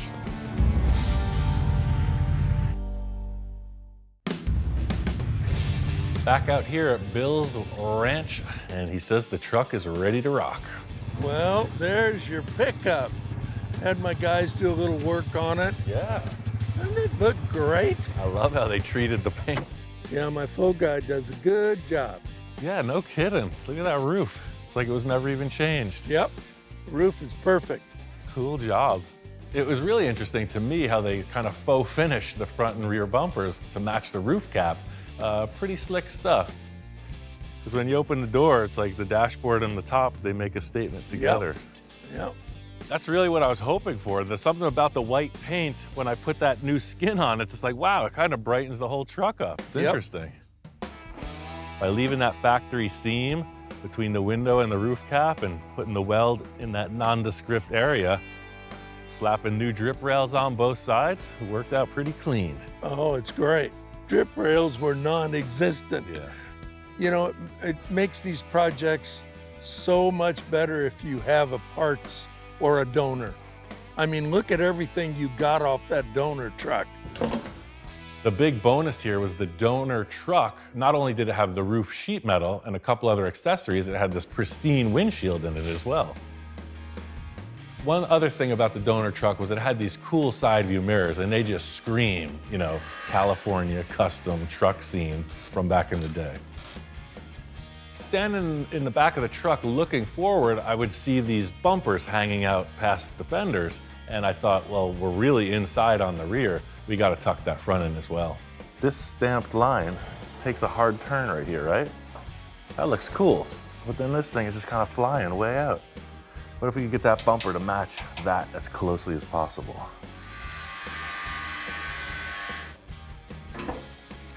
This is going to turn something like that. I think one of the goals with customizing is to make the vehicle more seamless, make it look like a lot less has been added on. This bumper does have a more molded to the body shape now than being accessorized. The key mandate with this from the start has been like old school, survivor, kind of stock, but different. I love the back bumper instead of the big clunker commercial diamond plate thing that was on there. The chrome was the only thing bothering me about this back bumper, so I love what they did. It just looks like it was always there. I don't even know where that came from. I can't wait for the person that tells you. Yeah. I love the wheels and tires too. It looks like it should be that way. Yeah. It's just some subtle things you did, and it's a survivor. It's great. I love everything about it. I wouldn't change a thing. Sometimes it's better just to leave it alone. Hard for you to do. I didn't say that, but it worked this time. I want you to take it for a ride. It runs good. I want to know what 1962 feels like. There you go. Purrs like a kitten. Sure does. This thing sounds good. The cool thing about this truck is it's got a V8 in it from the factory. This truck's got a lot of torque. Man, manual steering, manual brakes, roll-up windows. That's what's happening. It's interesting, you step into this thing and it's like a time machine. All of a sudden, Bill's telling me war stories from back in the day. He's having flashbacks. I tell you, 1962 was a mighty fine year. Yes, sir. I've driven a lot of different vehicles, but there's something about the pickup trucks in the 60s, they really hit a different stride. They went from this almost tractor-style driving, like very archaic, to this thing, even with a solid axle, it's got smoothness and it's got power. I'm not sure what it is specifically about trucks, but it's kind of like the family dog, right? Where it's just like, it's always there, it's always reliable. It's just a unique thing. I gotta say, it's authentic, man. Yeah, I think it's a keeper, Ian. Bill is one happy customer, I gotta say. You could tell in the tone of his voice when he's satisfied and he's like, yeah, this is just what I needed. Everything about him has always sort of been the same way. He's like, not as wild as you, man. It's like, I like some cool stuff, I like custom stuff, but let's not get too far.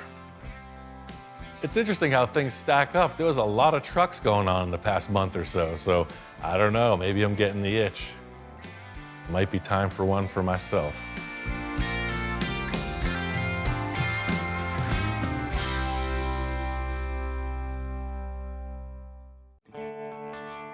Temps in the high 90s, the breeze is just right. There's many ways to start a new project. You got a lot of considerations, a lot of thoughts.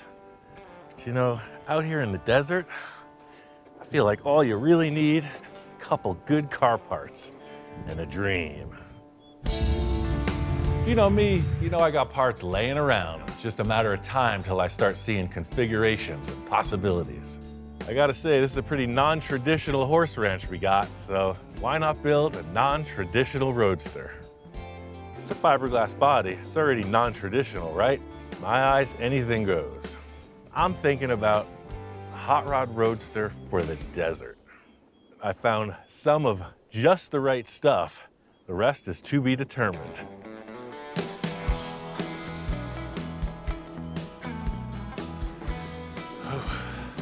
I can only remember which way was north. My shop's around here somewhere. All this wandering around the desert can really wear a guy out. As you can see, I am in need of some transportation. Water. Water. Got a little body, got a little chassis, and I got an engine. This fine piece of Americana. Some folks say it's a 360, some folks say it's a 390. Universal agreement is it's a Ford FE engine from 1975. What do I know? It had some cool valve covers, so I bought it. What can I say? I like sparkly things. I mean, big old valve covers, sold. Next on the list of parts is this gem. 1991 Ford Ranger chassis, two-wheel drive. It's got this twin I-beam front suspension, really strong. They make awesome pre-runners. The rear suspension is soft. They ride great out in the Wild West. The 3 Fs, Ford, Ford, and Ford. This isn't my first foray into building a desert-inspired vehicle. I made Mr. T, which came out really cool. I built my wife Jamie this awesome dune buggy.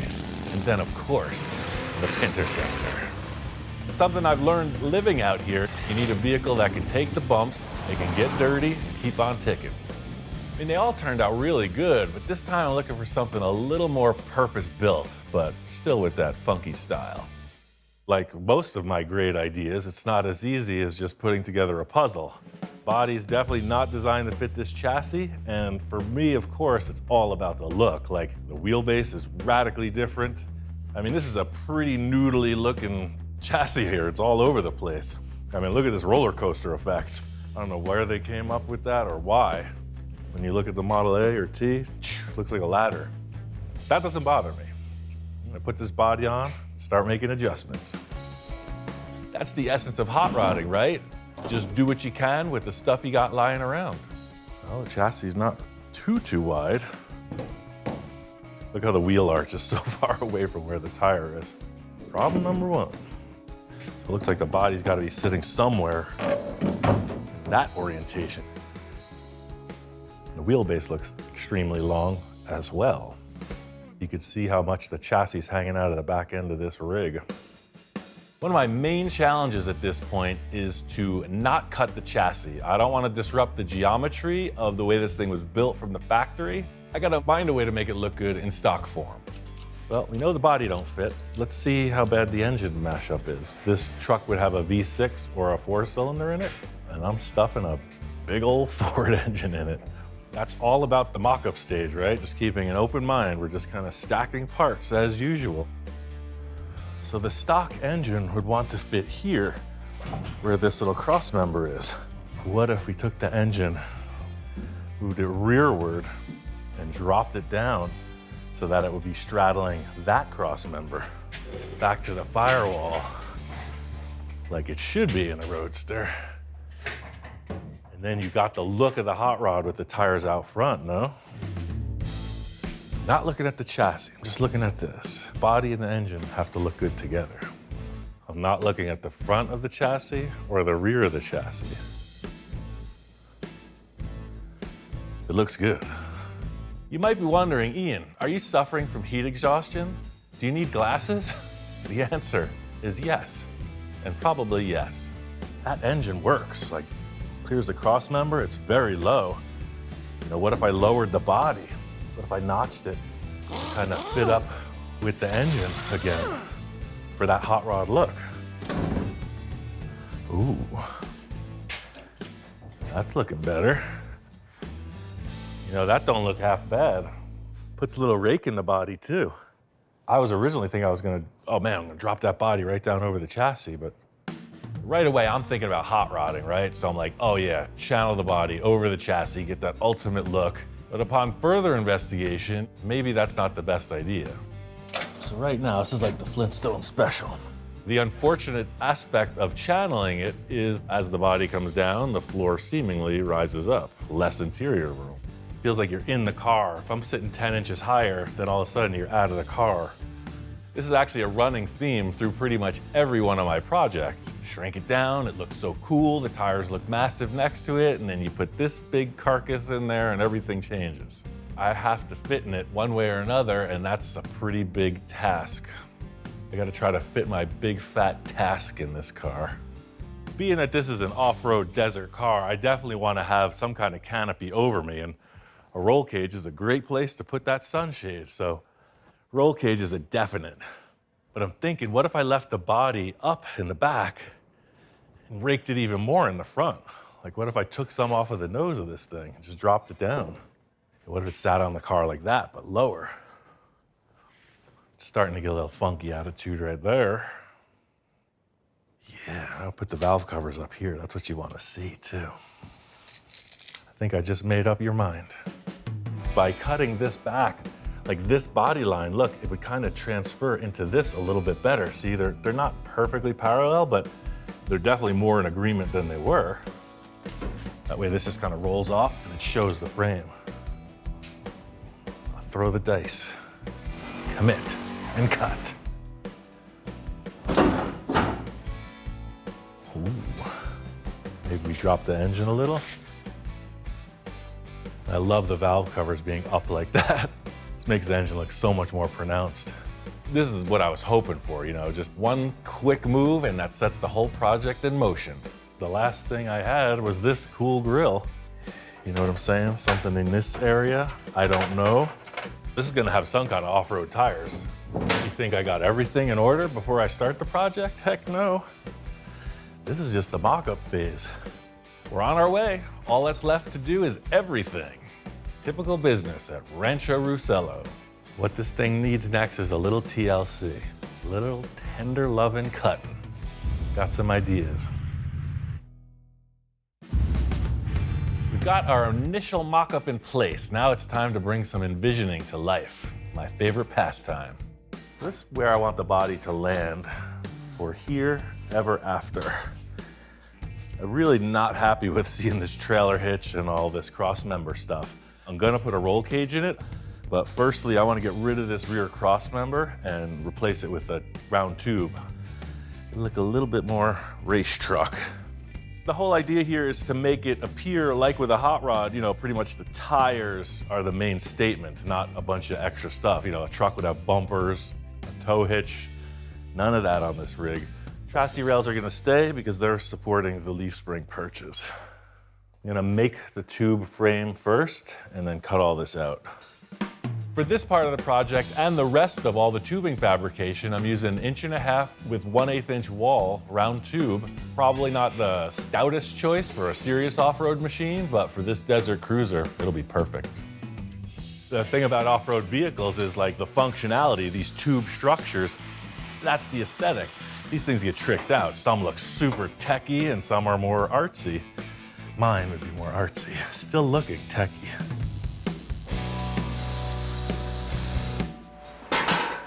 Yeah, see, that already looks more like a desert vehicle. Just a little spreader, put some support. In the words of every great welder, that ain't going nowhere. That looks a little more off-road appropriate. I really want to carry this aesthetic of the fabricated tube look through the entire project. That's really kind of the key to this off-road appearance. It's got to perform in the desert, it's got to look cool. So I got to thinking, Self, if you could build any kind of roll cage for this car, you wouldn't really follow the perfect CAD design of the ultimate structure, right? And I said, yeah, that's right. So why don't we curve some tubes to match the back of the car? So I did, and here it is. It has the potential to follow in the back of that car, does it not? But it'll also add something, the funk factor. So if they don't turn down, they turn to wherever they land on the rear hoop, like that. So we splice it with a straight shot. Does that look weird to you? Looks pretty weird to me. Let's carry on. In a perfect hot rod world, you'd have a chop top, right? But this isn't that type of thing. Headroom is gonna matter. Most of the time, it's all about the look, right? Like, I don't care if I'm crunched in there like a monster. But if you've been off-road and ever had the roll bar banging against your head for the entire ride, you change your mind about things. Principal factor in this look, because you think of a hot rod, chopped, channeled, lowered. This thing is pretty tall, and the roof, it looks to fit me, is gonna be even taller. Dang it. Why'd Mama make me so tall? Can't even build a cool dune buggy. I mean, that's fun buggy style for sure, but I don't know. That looks really tall. The real challenge here is to have a true roll cage, it's gotta protect your neck. And if it doesn't, then what is it? At the same time, you don't want it to look like, you know, one of those big hi-hats.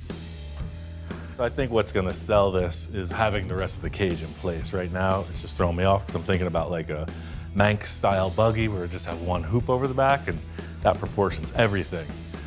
We're gonna have a structure. Did a little trimming and I cut down the overhead roll bars as much as I felt comfortable doing. I wanna get the rest of the cage structure in place and then see how it feels. So these little cuts here are called fish mouths because that's why.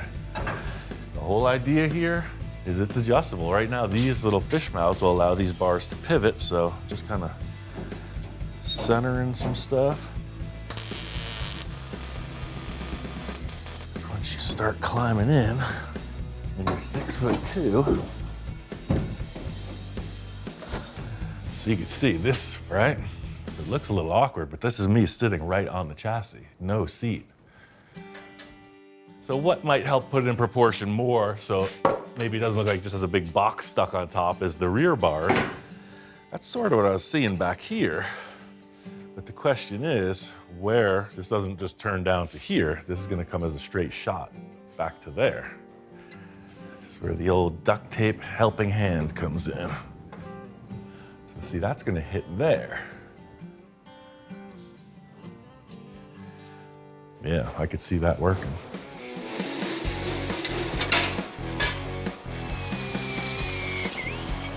I'll plug weld outside of this join, and then it'll have this big, strong center. Very strong.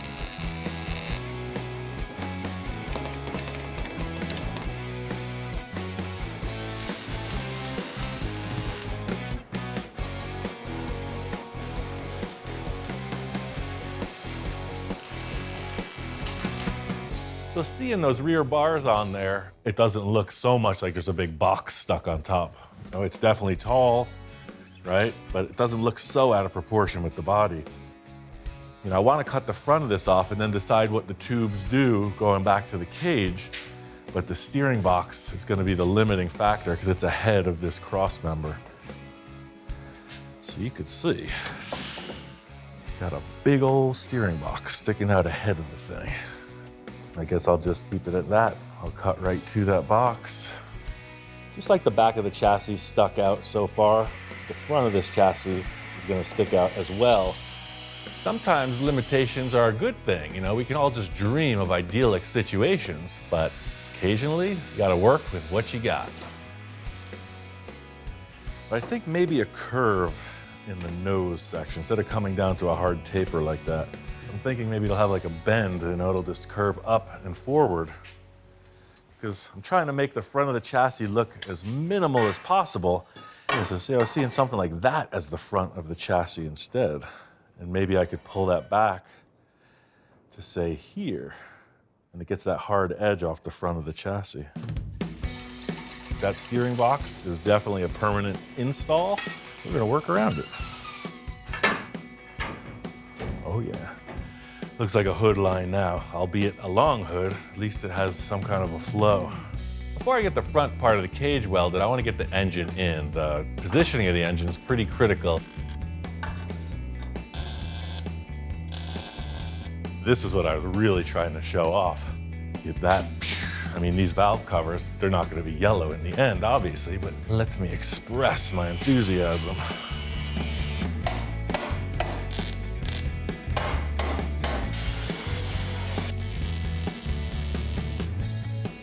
I love the way that the valve covers are showing above the cage. It's got like an aggressive look. So I'm pretty charged up. It's all about flavor, right? It's time to get the old spice rack out. Get to work.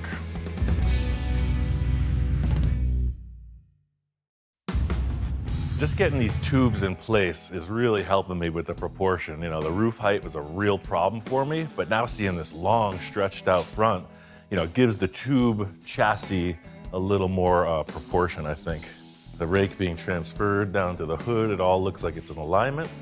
The thing that's bugging me proportion-wise are these puny little trailer tires. When it comes to options for tires and wheel style, sky's the limit as usual. Is it a sand car? Will it have paddles and skinny tires on the front? Is it a monster truck, you know, with the huge 44-inch tires? I was like, this thing is looking pretty functional. Definitely needs something with tread, something meaty looking. But I thought that like something like this would be best. Yeah, I saw an ad for these babies, and it just seemed right. They're 35 by 12.5 on these centerline style wheels, and so you could really see the difference between these guys and the 14-inch trailer units. Yeah, look at that. That's quite a bit larger. When I saw these tires, I knew they were just the right thing. The first thing it made me think of is one of those RC cars that are like so capable, you know, jumping and going over everything. Even though it's a hot rod, the big and little combo isn't really what I'm thinking for the desert. That beefs it up a bit. Oh yeah, this changes the proportion issue like 100%. All of a sudden, it looks like it should be this way. That's what I was looking for, even though I didn't know what I was looking for. I love the discovery process of these builds. You know, you just get apart, move forward, make a couple decisions, find some more stuff, carry on. And that's always been a real kick for me. Source what you got. Got an old pickup truck engine, newer pickup truck chassis. This is the most expensive part of the build, the steel tubes. My approach is always parts first, ideas second. The parts lead to the ideas. It's like looking in front of you at a buffet. But I do want something coming across. Right now, the steering box is the front bumper, and that's not a good thing. So I'm gonna at least want a couple tubes to protect that. Let's set this down here. Boom, steering box is out the way. I'll just come in with another one. I just set back just a little bit, give it a little motion. Yeah, but that grill is definitely too tall. I like it sitting there. Roughly 39. 41. That means we have to take 2 inches off. What I liked first and foremost when I saw it was I couldn't identify it. It's almost like a 32 Ford grill shell, but it's much pointier. Not too much, not too little. So I'm gonna make an insert out of this stuff. Every time I see one of these bottoms for the old-fashioned house screen doors, you know, you would see it was just like this little mesh down here, and then it was like regular screen. They just got all different styles, so I just pick them up every time I see one. Sweet. Yeah, so I don't know what that'll have long term, if it'll have maybe another screen behind it, just to give it a little more, you know, effect of a surface. But that's a cool little different kind of a grill. The primary thing in this whole front arrangement is that it looks complete. Now it's like, okay, tube chassis vehicle. It's got the Model T roadster body, and it's got the T-style grill shell. And the cool factor for me is that you got this really sturdy, now welded grill shell, and like the bottom of the opening is the Ranger chassis. So looking at it from the front, from the back, yes, I think we can live with that. But I think visually, it would just help out these linear tubes. I'd like to see something that I can step on. It's gonna be a monster to get into this thing. You're gonna be like trying to get in over the edge of a swimming pool here. Why not a sidebar? It's like a brush guard, you know, something that would keep things out of those tires. See, now you got these tubes and they're all tubing around, doing tube things. Sometimes, as they say, you gotta just keep tubing until the tubing's done. So yeah, this little sidebar action, you know, it looks tubular like the rest of it, but more so it's a step, right? So you're just getting into the cockpit. So it's gonna be easy. Getting the rest of the cage in place, all of a sudden the proportions seem to work. We're off to the races. At this point in the project, there's only 3 words for this. Yabba, dabba, do. It's gonna be awesome. Now that we have our structure structuralized, it's time to get some mechanics in place so we can get this buggy down the trail. The next 2 necessities for this thing to operate are fuel and a radiator. I picked this guy up online, and I had this left over from another project, which is perfect. This cooled a big block Chevy engine, no problem. So I've made a shroud with a big electric fan that operates just fine with this radiator. So it's basically brand new, but repurposed. I know I'm gonna put the gas tank down here underneath. So this bar is gonna come across here to support the tank. And I'm gonna have to notch into the body a little bit. All right, I'll give that up, right? You see those race cars with like the parachute on the back, it's a little box on the back of the car? Fine, I got a box on the back of the car. The second thing, where does the radiator go back here? I've seen buggies, trucks, where they'll mount them on this bar here, kind of angled. Ultimately, it comes down to the look. I don't want a big aluminum panel up here with a fan showing. There's gonna be airflow right through here. So I was thinking about getting this radiator mounted somewhere in the body with some sort of duct or something. First thing I want to do is just get this gas tank in. Bottom line here is it comes down to function, right? It's got to look good and it's got to work. But primarily for me, it's got to look good. Yeah, it gives it a little bit of that junk in the trunk look. I like it. It works good. The next thing is that radiator. That's where the plot thickens. The body lines on the Model T, they're very petite, so to speak, and the radiator I'm choosing is very large. So therein lies the mashup. Can't put the radiator in front, that's a challenge. I kind of see the radiator sitting in the body, but I want to open the body a bit so that it can get a lot of air, obviously. Cutting like what you would see for a rumble seat, like this used to be a lid, and then maybe we can push this down a little bit to expose the radiator more, or maybe we just cut it out as if it was just an open panel. Just in thinking about hot rods and old Fords, I'm like, man, maybe like the Model A style where there was a rumble seat in the back, maybe make an open area where there could have been a lid and sink the radiator in there.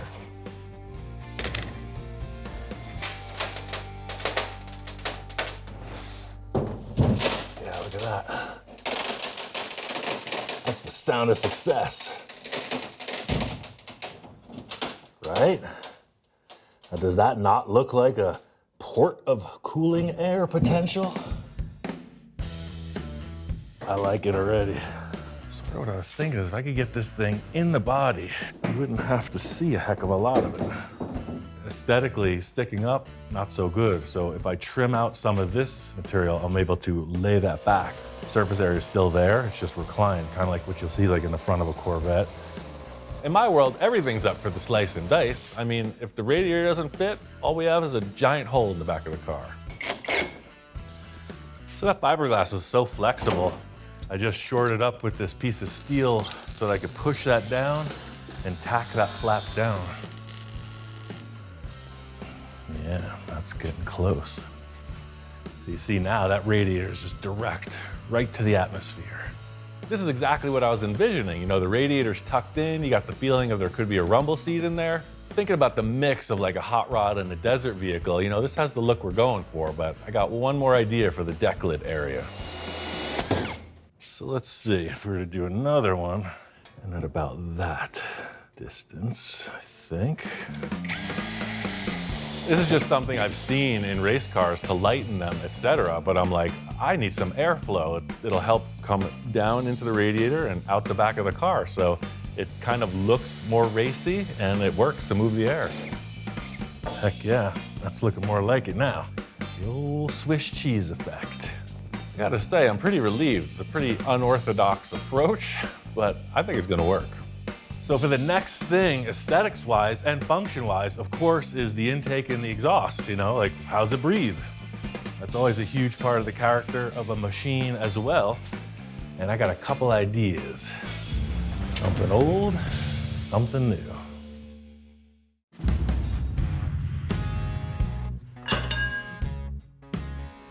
Anybody in there? I made some progress on getting the engine squared away, and I'm inching towards that first run down the desert. It's got a new alternator, fuel pump, starter, and I got a new carburetor for it too. It gives it a little flair. Then I got to thinking, I had this thing laying in the back of the shop for quite a while. Does it have a blower? No. But does it have the look? Uh-huh. So it has an air filter that goes in there, but come on, look at that, right? It gives it that vibe, right? You know me, I like the cartoon stuff where the engine's like literally like jumping out of the vehicle, that type of thing. So this air cleaner on top, yeah, the engine's growing, it's taking up some space. Well, does the exhaust, is it just mild? Is it under the car and out the back? I don't think so. It's gotta have something weird looking. Well, sir, if weird is what you are seeking, you've come to the right place. I got some exhaust headers with this engine. They're Hedman headers. They're perfectly usable, they're just dirty. They got some rust, but I mean, that's par for the course. So you can see the way that that comes out. This chassis, 100% in the way. I mean, does it look kind of cool hanging outside the rig? Yeah, it does. And it's like, well, what if we just did this? What if we put it up into the back? That's pretty wild looking. Look, I love the bottom end of these. You never even see this because this is under the vehicle all the time. So it's got like that cool twisty tubey effect. Yeah, I think I want to get a couple bolts and just put these on, see how they look.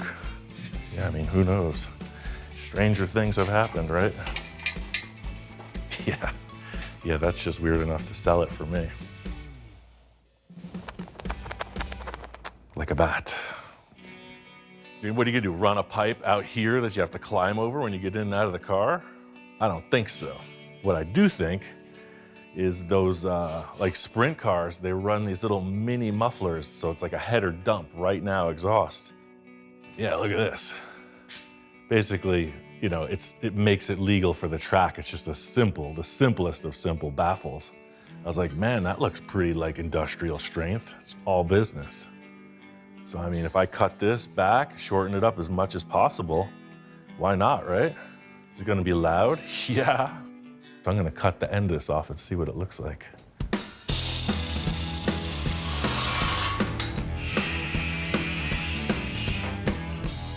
I'll weld that right on.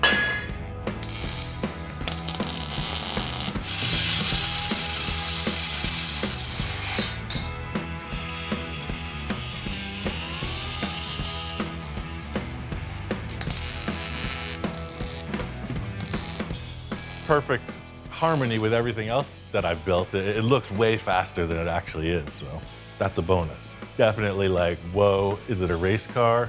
Is it a jalopy? What's going on here? Everybody's got goals for their projects, and personally, I go for like the head scratcher vote. It's like, what the heck is that? That's really always been the spice for me, is when I can't figure it out. So the big question on my mind was seating arrangements. These things are very tiny inside. Once I put that transmission in, I was like, whoa, whoa, whoa, whoa, whoa. We ran out of room real quick. By putting these bars in, I snugged up the interior space by a good 6 inches as well. So I'm just gonna throw this piece of plywood in as a reference of the floor height.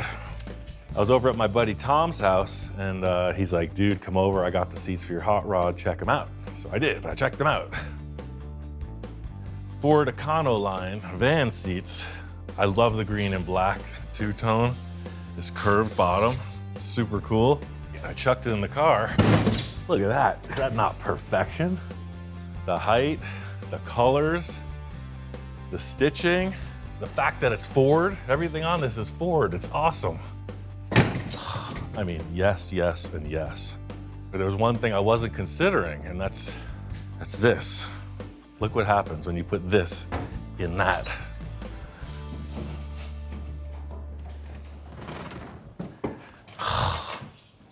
You run out of room real quick. There's nowhere to put this other leg. Where do I put it over here? I just make it a bench seat. That's what I was trying to get away from. As much as I like them, you could see that this is 5 pounds of trash in a 1 pound bag. Nothing's easy in the land of full custom. I mean, those seats look perfect. Now it's time to figure out something else.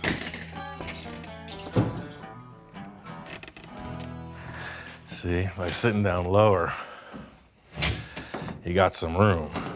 Get into some terrain, and it's gonna take a lot to beat your head.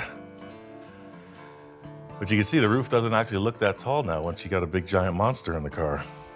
What I learned from that other seat fit up is I need to keep this seat as low and compact as possible. I mean, what if it was just right here, center steer? Shifter right here, I could bend it over to this side. Then there's tons of room. Accelerator on the right, steering wheel, front row center. Some folks might think having a single seater might get a little lonely, but that's not the case. I mean, my wife Jamie has her own dune buggy, and that's the whole spice of life, the game of chase. I think I just solved my own problem. I really didn't have any other option. There was no room, so it's just me. I cut a whole bunch of these 1/8 inch plate tabs, and I'm welding them into the roll cage because that's gonna support the seat back, the new seat back that'll fit me. Maximum interior space. So yeah, I think something like this, but I'm gonna have to build up a bottom for this. So I'm gonna use this as the dimension right here.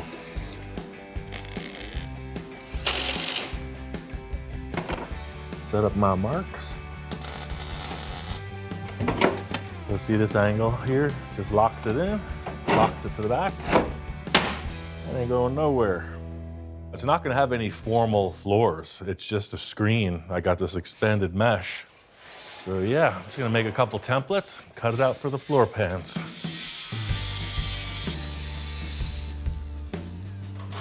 I'm not gonna weld this in until it's running and it's proven that the transmission is working. It's not all metal and plywood. I have a softer side. You know, I have an idea to enhance the driving experience. So I was thinking what would be super durable and usable as a seat cover. This is Dude's dog bed. Dude is no longer with us, so I don't think he's gonna be needing his bed. And I think he would definitely approve of having the seat made out of this. It's got all this good plush padding, and then I can nip and tuck this good canvas to fit the seat back. Is that not tailor-made? Yes, it's true in his younger years, Dude was a little hesitant to share his prized possessions. This is being repurposed. It's just part of what we do here. I know, it's your favorite accessory, but look at that. Don't look so concerned, man. I'll get you another one. As time went on, his priorities changed. He became a little more open to sharing and repurposing part of his lifestyle. I mean, besides treats, one of Dude's favorite pastimes was actually just laying around, so I think the shop inspector would approve. Mechanically, it's represented. It's all there, from the seat to the radiator, exhaust, etc. What's it gonna look like in the end? I don't know. This cage has a pretty strong presence. The T Roadster has sort of faded away. It's its own thing now. You know me, as usual, I got a couple ideas. I have a few more final details to attend to in the upholstery department, but we're getting there. I can almost taste the sand in my teeth.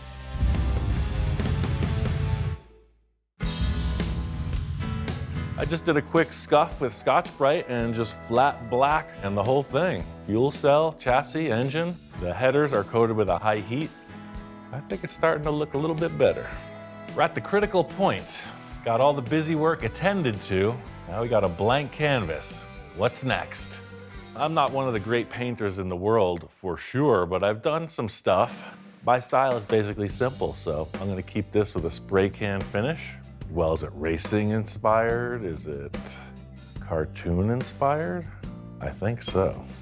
I think I want to bring a little bit of Roadster hot rod back into the equation. Me looking at it, the big statement right now is the exhaust, right? Some effect's got to be represented coming out of that. You see it a lot in hot rodding. Flames. So that's why I'm not going to do them. Just thinking out loud, I'm just wondering what other natural elements we could incorporate to really make this project speak out. I'm talking about something heavenly, something from above. Greased lightning.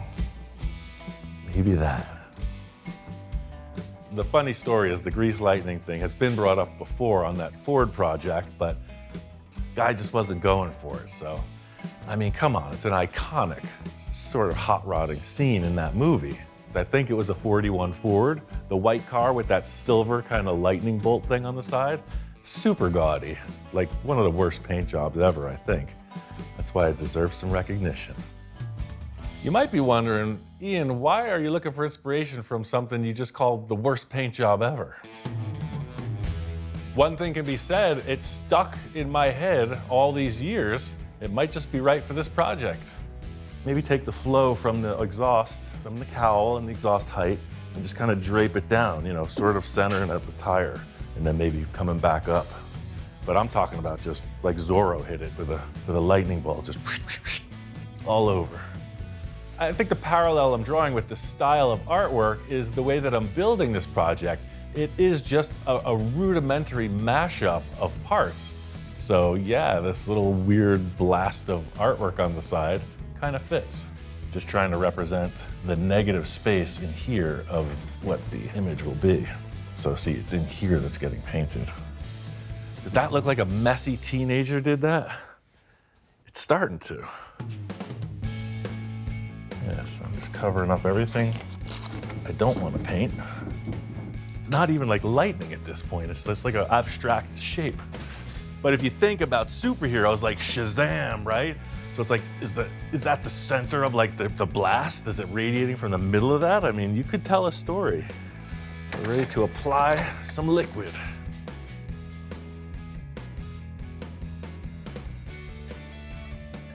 Not a man of indecision. Once you give it the double take to certify, what else is there? It's about as low tech as it gets. So this is called stainless steel, this color. This isn't gonna be just a simple, one-shot deal on the layout. So I'm leaving the rest of the car masked and I'm just pulling back against that negative shape of the design. Guy in his garage. Can of spray paint and a dream. That's weird. That's weird enough to be a keeper. Checking this out, it's like, yeah, it gives you a feeling of motion. The body was pretty boring, just this matte black shape. So this little graphic really spices it up. What I'm thinking is a border on the silver. Gives a nice little frame surrounding that. I have a plethora of options here. I've got some pink, got some blue, and I could go wild with it. Look at that pearl. Oh, that could really take it over the top, huh?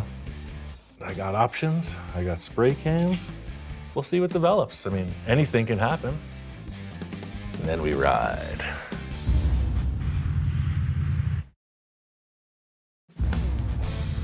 Out here in the desert, you need a vehicle for every occasion. This one is for pure fun. This desert hot rod is ready for its maiden voyage. Got the paint set up, very simple, bold graphic. This thing's gonna get nicked up, scratched up, scuffed up, so it gives it some flavor. I felt mostly like it really works with the exhaust. It's pretty dramatic. Sort of like an old race car would have, something pretty primitive, but flashy. I was gonna put that blower on the engine, but I felt like it was just too much. While it did look really aggressive, I thought it might just kind of cause some stress. This thing's gonna be bouncing around a lot, and the last thing I want is a big bobblehead on top of the engine. I got these KC daylighters. They're the real deal. They got the KC logo right on the glass. I like old school. The wheel and tire combo really gives this thing an aggressive look. Dog bed upholstered seat. I mean, what more does a man need? Proportions for me were always the issue with this. Getting the roll bar in place and the length of it, like it works, but it's still super cramped inside. I barely fit. I put the steering outside the body. It steers perfect. 2 universal joints, right to the Ranger steering box. It's ready to go. Seeing the car out here, the graphic and the look of it, it works for me. It is the toy that I always build, right? So it fits like that. It looks like it could be a small little scale model. It's got the look, right? It's definitely a cartoon machine. There are a million ways to go off-roading. I just happen to like the weird stuff. And my friend Crafty B, he does aluminum casting. He's like, oh man, I got just the badge for that ride. This car fits right in my mental state. It's got the weird mashup of parts. It's got the weird exhaust, weird artwork, a little bit of a weird roll cage. Let's roll. I always got the cartoon monster in my head. It's like, well, who drives this? I think once we get to driving it, the character will emerge.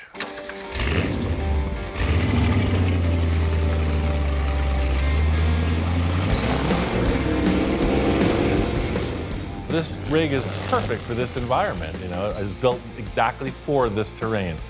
It's gotta be able to take the rough stuff. It is excessively hot and it is brutally bumpy. So for a machine to hold together out here, it's gotta hold up to those demands. The Ranger chassis just sucks up these ruts. The manual transmission spins these tires like nobody's business. I mean, this engine, I think, was the optimal choice. It's got bottom end torque for days.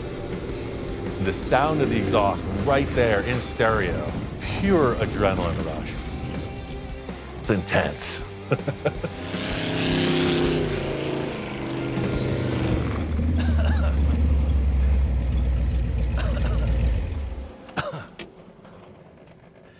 I mean, how much more fun than that do you need? I call that a success. Feels good. It's exactly what I needed to ride around in out here. I don't know, something just struck me. I think I might have met my soulmate. This is how it's meant to look. That's why I didn't want to get crazy with the paint job. It's supposed to look dirty and desertified. I mean, dude would definitely appreciate this. Even after being out here for the whole shakedown run, this project still doesn't have a name. Definitely has something to do with dirt. I'll give it that. I gotta say, I need some chapstick and an ice-cold adult beverage after all that. What a day. It's time to have a little more fun.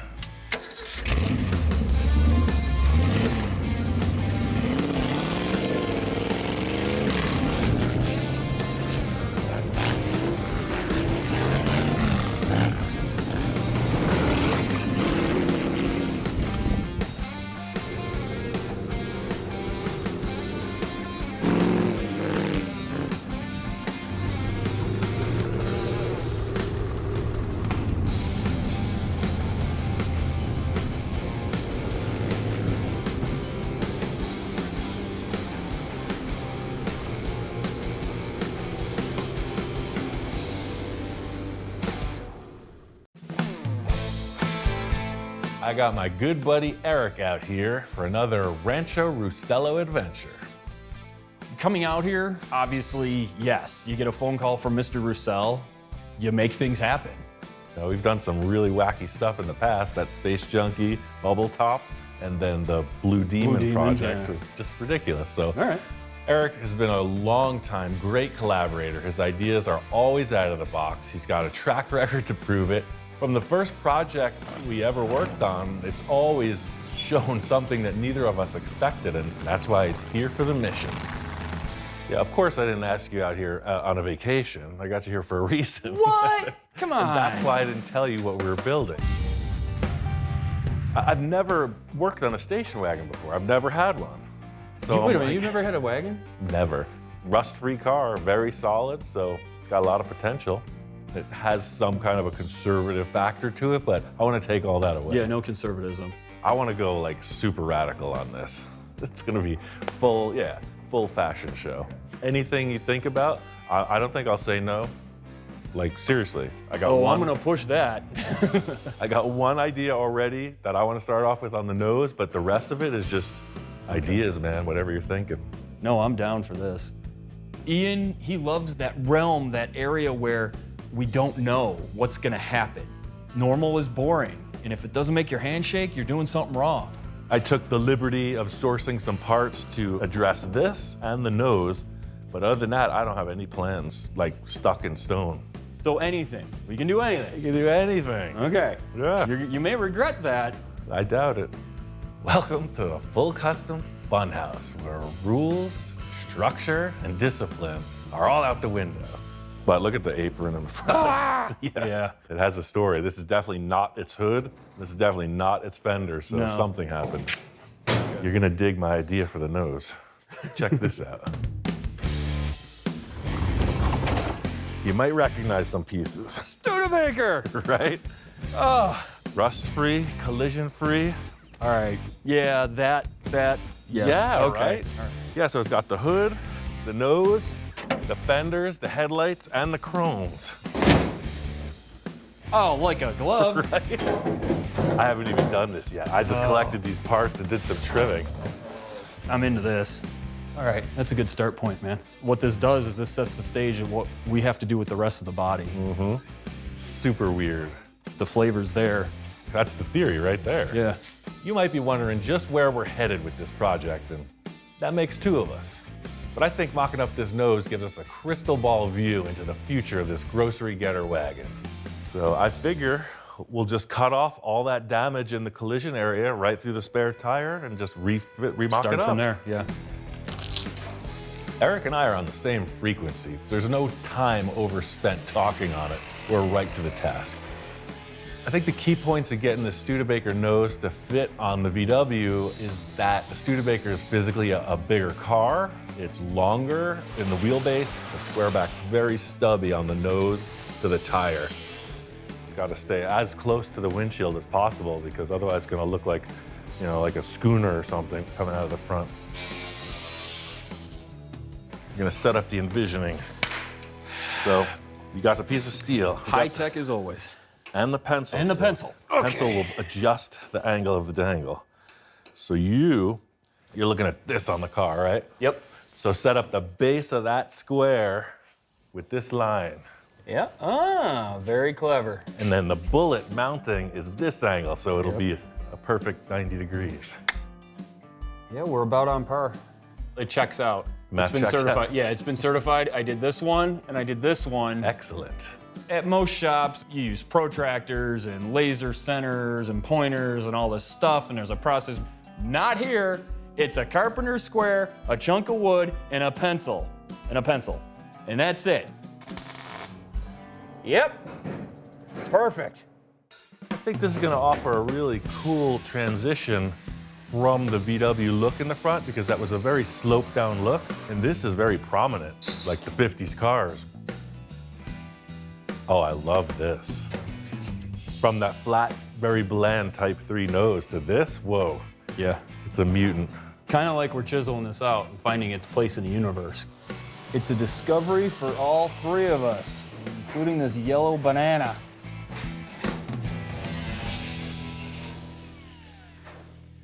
That's quite a stellar arrangement. I don't know what kind of all-male review clubs you're performing in, but that's something. How do your coworkers usually feel about that with the flash coming off of that helmet? Wow. I gotta say, that is pretty extra special. Eric is very much at home in embracing the weird. Yeah, as long as these two are good, that's gonna be a simple addition. Tell me that looks cool. I don't want to look. Tell me it looks cool. That looks cool. All right, now I'm jazzed. Yeah. Ian's got a really good eye to kind of be able to blend two different genres together. He can bring in pieces and say, I think we can make this work and I think we can make that work. And usually 9 times out of 10 or 9.9 times out of 10, it does work really well. I think we should utilize this VW body line and cut the stewed fender right above it. Keep as much of this as we can. Keep as much of this, because we're using the VW wheel arch, but this is so Studebaker, we don't want to lose that curve.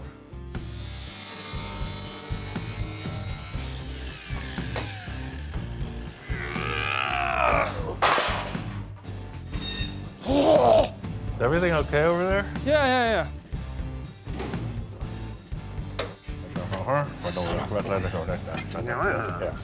I'm not sure, but I think this is the one, or it could be this one because there's more, and it could be like that means business, or... Would you just use the force and get with the program? I want your eyes shut on this next cut. I see the force is strong with you. Yes. So hold it just above the body line. That's it, dude. It's a whole different experience when that helmet's working in the dark. New dimension. It's like a discotheque up in here. I gotta brush up my dance moves with this kind of activity in the shop. Look at that, dude. That is really cool. No, I'm digging this. It's way narrower than the Studebaker, but it works. It's funny how the proportions, you can change them like that, and it still keeps its shape. It still keeps its flavor. This is exactly what I was hoping to see. This car parked in a lineup, you're gonna go, wait, what? Studebaker station wagon? I don't get it. I wanna get that passenger fender on.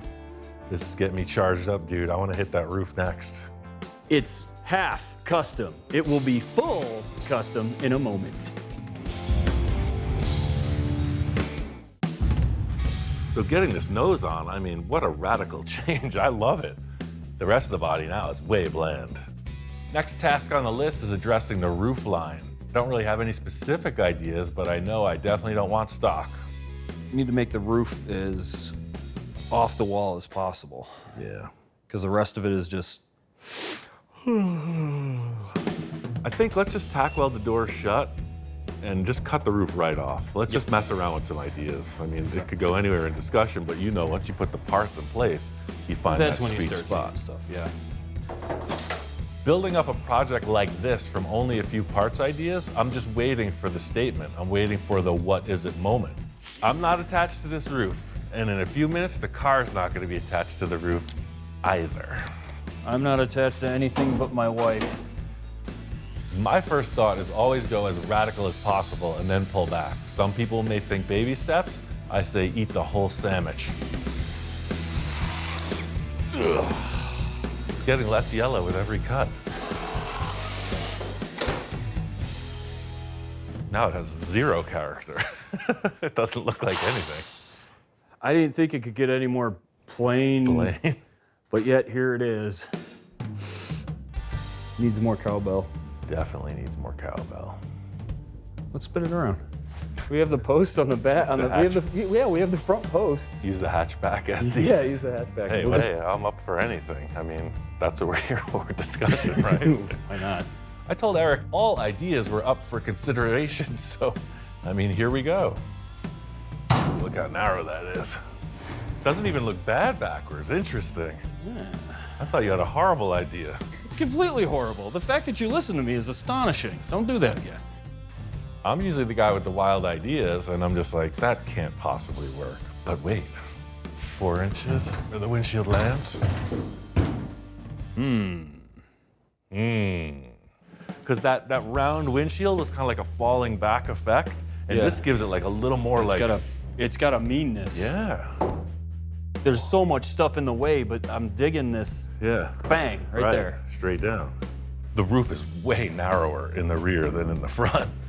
So it's like, what?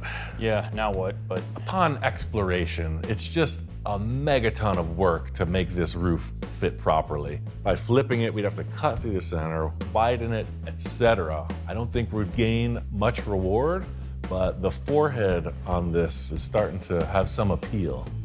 I have a Nash Metropolitan roof in the back. Maybe we should look at that. yeah.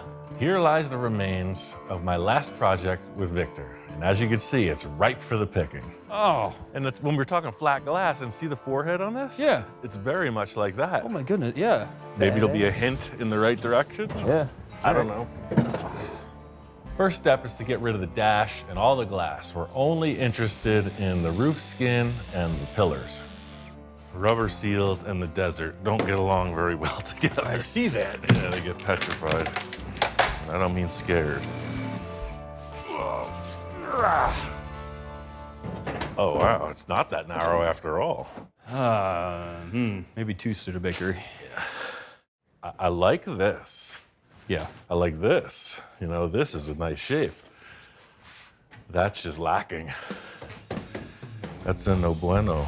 Every time you put a different roof on it, it looks like a different type of vehicle.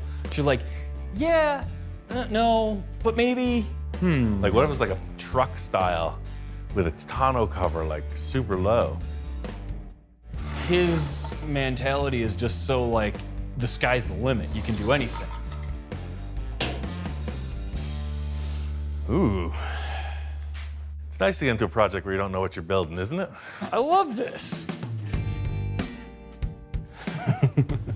He doesn't know what to say. I have no idea. So day one, you know, things pretty easy. Put a Studebaker bullet nose on the front end of the sucker. Boom, done. Where's my cupcake? But as we progress into the roof chop, the fear is washing over now at this point because it's like, We had a great day yesterday, didn't we? yeah. Now what do we do? Ian, of course, as always, is as cool as a cucumber or as lays like broccoli. There is light at the end of the tunnel. One step at a time. Might be losing my trusty sidekick to the process. I gotta reel him back in. I'm gonna stick that windshield on here. The stock glass, just as the roadster look. This is where we really need to keep inventory of all the things we've tried. So far, we've changed the front of the roof line, and we like how it complemented the Studebaker nose. It kind of looks like a beach buggy now that you can rent. Banana buggy beach rentals. Hey. I always say all my projects have a story, whether it's the supervillain driving a hot rod or the alien driving a spaceship. Somehow this beach buggy rental story just began. Banana hammock beach buggy rentals. Come join us. You're welcome for your $1 million idea. Just looking at the car, I'm thinking, you know, what if we used the stock glass and just like leaned it back, raked it? That's kind of radical. It's just big window but laid way back. You're all shook up now, aren't you, baby? Yeah, I'm twisted. There's just a whole thing about not doing weird for weird's sake. It's easy to go over the line where people take it as comical, right? Because you could be like, ew, that's weird. But if you make it intriguing, all of a sudden, that's weird. That looks pretty aggressive. It's not looking like a squareback anymore. No. I did a couple chops where I used the stock glass but sunk it in. And this is different with the slant back, with the changing of the angle of it. It's appealing for some reason. I was thinking, of course, oh, the most radical chop ever, right? And it's just like, man, it just looked weird. I didn't want to get way out of proportion between the side panels and then the roof height. Something about this dimension works. Ian's envisioning process, it's in his head. The best you can do is just try to lasso whatever comes out of his mouth as he's looking at something. You just have to kind of watch how it goes down. How you feeling? I'm feeling it. Welder up, sire. With the chop on the car now, you stand back and look. I'm kind of digging how this thing's progressing. The thing's starting to now kind of tell us what it wants. Never said it was gonna be easy, but we are one step closer to driving our big yellow banana. As for now, the chop works. I like it. The proportions there, only slight tuning to get it into gear. I'm digging the open feel of this pillarless roof. There's just something about having the breeze through open air design. It wasn't something I planned. Happy accident scenario. No B-pillars, I'm going for it. Presentation of the D-pillar at this point is gonna mean everything. You know, the roof, of course, is lower, but it's also more forward. Got the old mismatch issue. The roof is... I mean, it's just a tiny, tiny mismatch, just a little. I really want to see the engine. I can get down on that, yeah, absolutely. And I want to change the taillights. Right now, my concept is just like a hot rod. You'll see the engine up front exposed. Right now, that's the way I'm feeling about the back end. Jewelry box, basically. 100%. So see, the engine's here, right? So imagine the roof only being to the engine. Oh, yeah, man. Yeah. Yeah, because ultimately, it doesn't need to be that long. It could be something like, see, anything could happen, right? Okay. I'm glad I got up this morning. But to make it even weirder, so, okay, we're gonna have these fenders sticking out the back, right? Yeah. And I was like, everybody's gonna know, Type 3 taillights, right? So check this out. Oh, there's more. Look at that. What year, 53? Yeah, something like that, yeah. You got the peak here, Yeah. and you got the peak here. And that's exactly what I saw on the Cadillac. Okay. Yeah, drop down in position and everything. That'll look really good. Settle those in, Yeah, and then yeah. decide on the roof. Now we have the wild in the back as well, which works out well. So I think we're balancing it properly. Let's get started. I like the way you think. A lot of Ian's projects, there's cool and weird mixed into one. He has developed an eye to somehow blend the two together, and I love watching to see what he does, because he can blend cool and weird together like nobody else. Are the envisioning goggles working?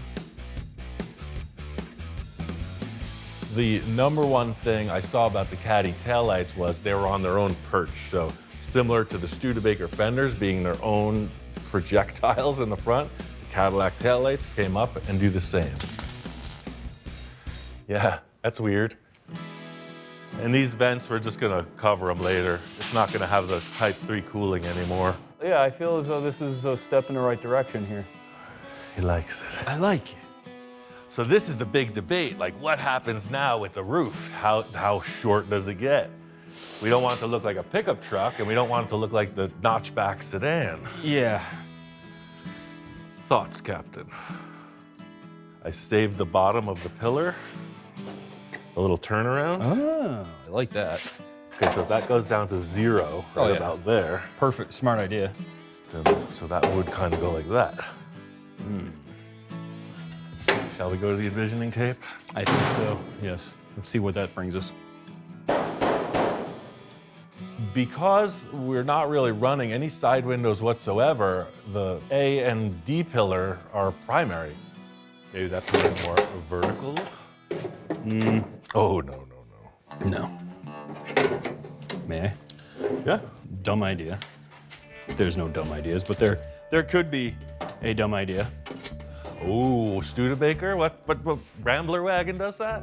Rambler does that. Wait, look, what if I grab the passenger side? It already done does that.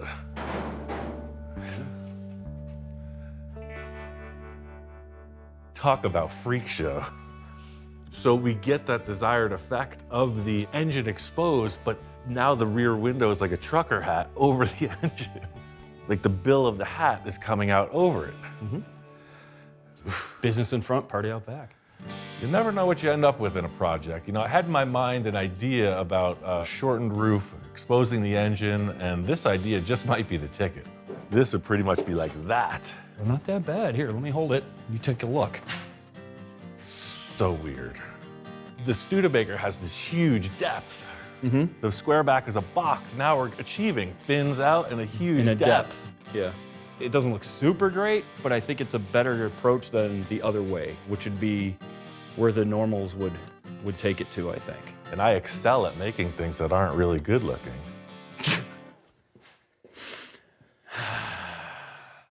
I love my job.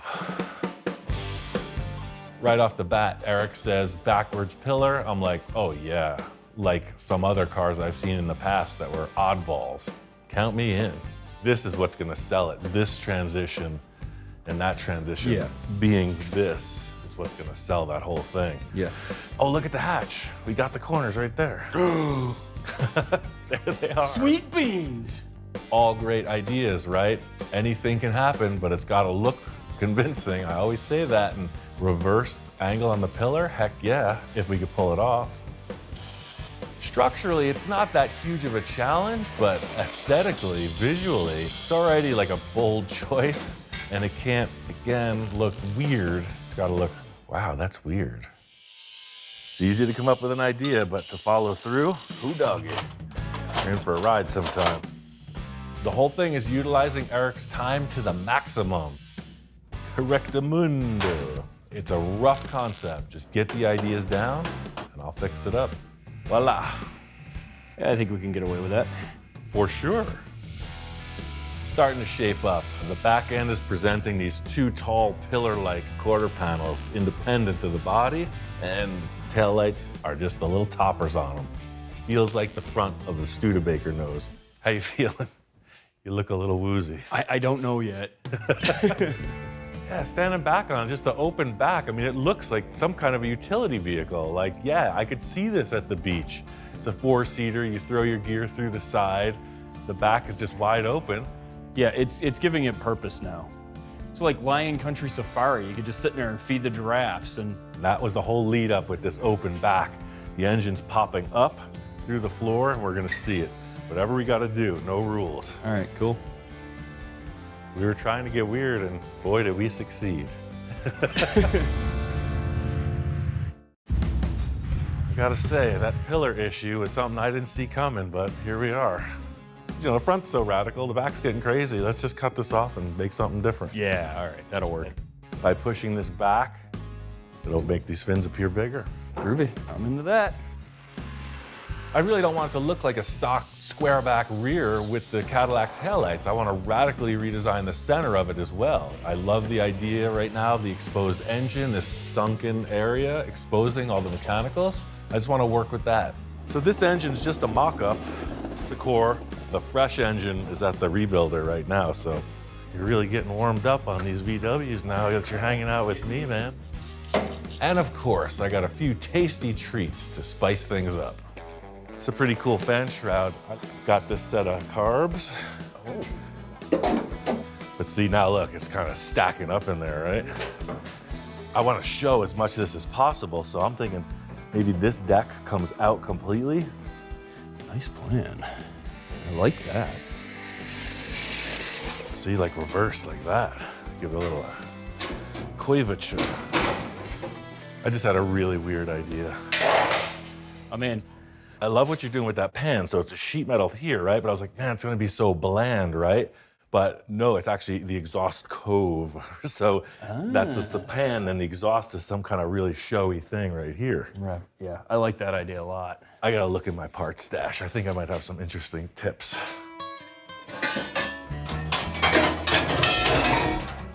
See, there's a thing, I just can't throw them away.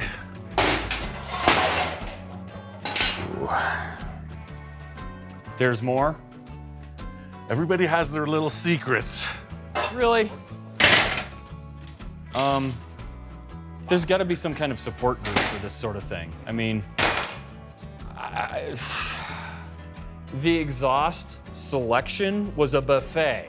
And I mean like the buffet you bring a bib in your own silverware. I mean, you can't be too ready for an exhaust swap. No, That's no, all no, I'm no. saying. I mean, how do I put this? His exhaust fetish is actually a really good collection. He's got a lot of really neat shapes, different styles. He's got Monza pipes, he's got stuff in stainless, he's got all sorts of little trumpet guys. So it really works out. This is the first thing I thought of because they'll polish out. I do like that. I do Right. like these little bendy guys. Before we get into exhaust ideas, we need to get some sheet metal in place to see what we're really working with. The rear end design is still a blank slate, but now you can see how the fenders tie in, how the roof proportion fits with the engine in place, etc. I mean, as a concept, I'm liking this. I'm feeling it. I mean, it's a total freak show. That's exactly what I was asking for. The fit and finish of it, I can't wait to see how this thing progresses and evolves. Well, it's got my mind going now. You can see, right? All the pieces are in place. Now it's connect the dots and refine it. Yeah. I mean, you really busted it out, man. I appreciate it. Thank you. Let me come out and play in the toy box. You know, lately I've been doing a lot of like intense work on other people's stuff. So this was a nice change of pace, and I hate to say it, but I like this thing now. It's so kooky, it's just cool. Eric, as usual, brought in a lot of fun, a lot of super creative ideas. I mean, we got the layout of a really weird project, and I'm just stoked to get on with this. I don't think you'll mind accepting Wow. Ginger. My gift to you. The ultimate disco helmet. Heck yeah, man, I appreciate it. Give it a good home. Righteous. Now I'm completely prepared. I mean, next time I go to the club, my fashion is gonna be on point. And I could just get some work done if need be as well. Eric and I got a lot done in a short period of time, and I let the dust settle and stood back and took a look. We both agreed that this needed some improvement. This curve and the rake of the chop, it just looked a little too open to me. I feel like it should be even, or maybe just a little low in the back. At this point in the build, a few subtle changes, dare I use the word subtle, can change the whole thing, the whole feeling of it.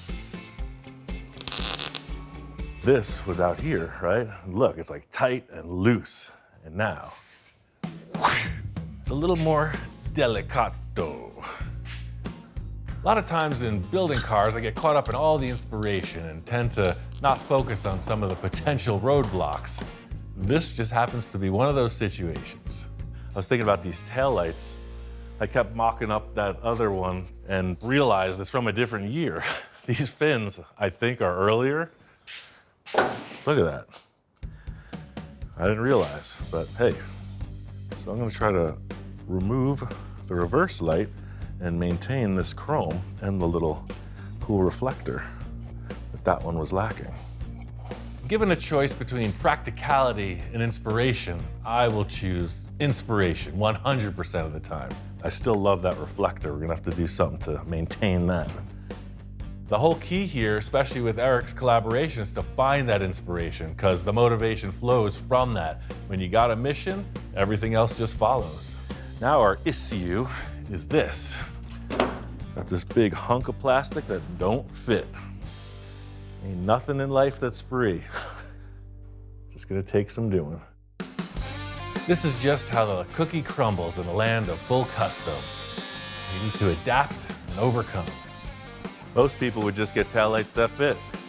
Nope, just cut the car just right. Now the bottom part, I'm gonna fit out with a piece of this flat bar. That'll give it a good landing spot. Last piece to the puzzle is the little jewel. I like that.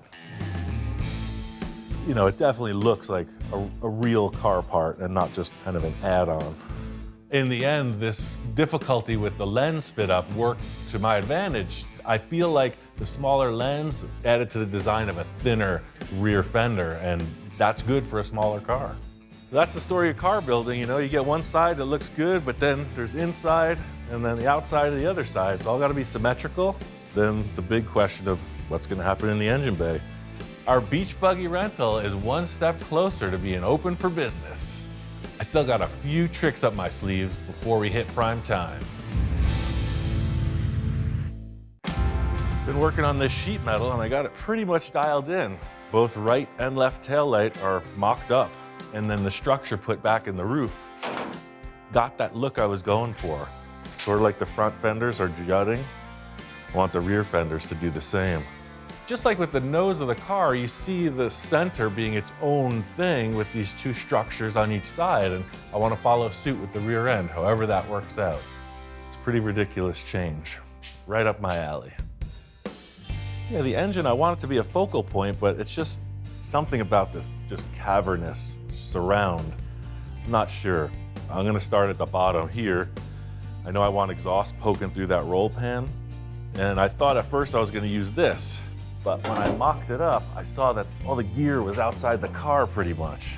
The big spaghetti bundle in the back, right? I also had this other two-tip dealie. It's kind of classic, it's kind of not complicated. Kind of sandy. The exhaust makes a huge statement in every car, so I'm trying not to overdo it. As radical change as the body is, it's a pretty like mellow style. Pretty simple, pretty discreet. Maybe seeing, you know, like a large tube that comes around and just frames it. All right, so this is first thoughts. I'm using this really large radius on the car. You're only gonna see from here to here. So the tube doesn't actually exist. You're just seeing this nice curve.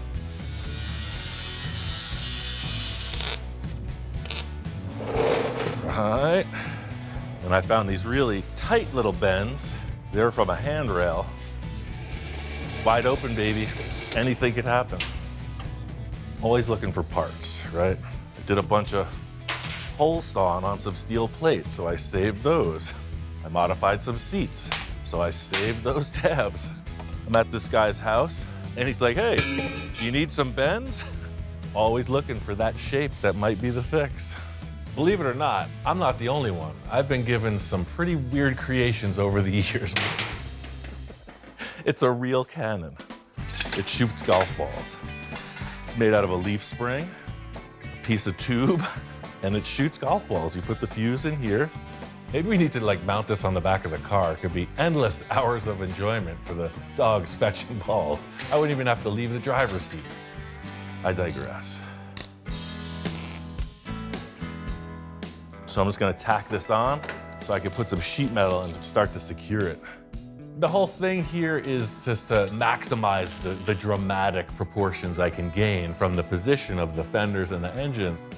Trying to just like create the look of the tailpipes, depth in the body, make it more exotic. I don't think any bumpers on this car. The front has so much character, it would take away from it. And now the back is getting that same kind of flow where the center is projecting a little bit. Love the shapes, lots of dimension. But there's just something about this back end that just needs a little extra. Originally, Eric and I were talking about having it wide open so you could see the engine, but something about these two side areas, it just looks like, I don't know, I want to do something with the back. I was just thinking about the back end of cars, right? And I'm like, wait, we hacked apart this Metropolitan and I used pieces of it on this other project, but the whole trunk and rear portion of the center of the car, exactly what I need for this, is laying in the back of the shop. This was the area where the spare tire hung, so I had cut that out. But I was like, look, there's the window where you can look into the engine. And should you need to get in and mess with something on top, you got a lid to get in there too. Look at that. Talk about serendipity. I got two words, surf and safari. All it's gonna take is a little bit of everything.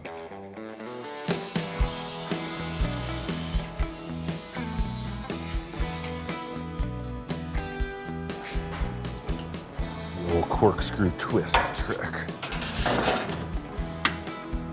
It worked.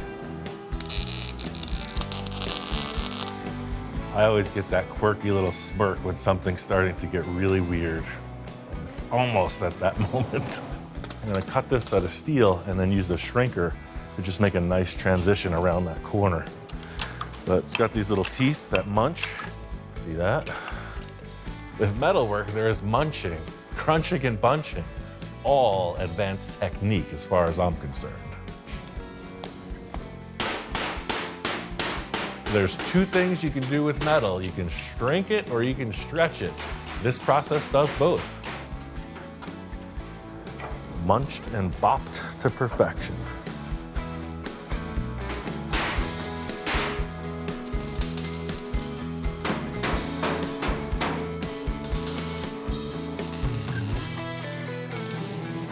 Very interesting.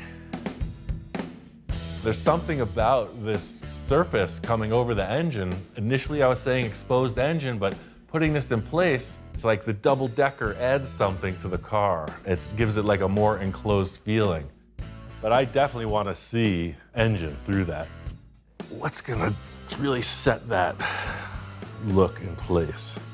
We're really onto something with this rear end design, but I think it just needs something more to call it complete. Before we get any further along, I want to spend a little time on the bodywork and see how it's feeling. There's nothing like a little elbow grease to get things headed in the right direction. I like to really get the heavy aspects of the filler in place. That way you're not looking at all these welded seams. You've got the inside gap of the hood opening all detailed in, and the VW body line into the Studebaker is coming along pretty good too. A little hammer and dolly work and some filler. Never knew what went on back there.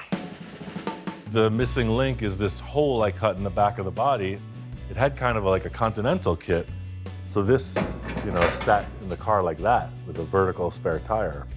I don't need a spare tire on the back, but the look of the Continental kit was pretty cool. It's this point in the process where the whole view really comes into play. Of course, the wheel and tire combo mean everything. So this is what I'm using for all four rims. Real simple setup. I got the Smoothie steel wheels with the moon cap with no VW logo and just a trim ring like that. So it got me thinking about the Continental kit. This back here, sort of looking like a Continental kit, but it pops off so you can access the carburetor, distributor, generator, etc. I mean, that sounds great in theory, but like, okay, well, here I am dangling two items in space. How it actually happens is where the story begins. I got this rim over here, Chevy. Trim ring fits it perfect. I don't want the rim though. I don't want this blocking the airflow. I just want it wide open. So I'm thinking about making a couple tabs that will bolt in or screw in under the trim ring, mimicking the look of the original Studebaker. It's got kind of the cross with the chrome dome in the center, right? So what if I made 4 little wire supports that screwed onto that ring in that pattern, paint them black. This thing kind of appears to be floating, but still front and back the same. Enough theorizing. I mean, let's see you make it happen already. Your hands aren't even dirty.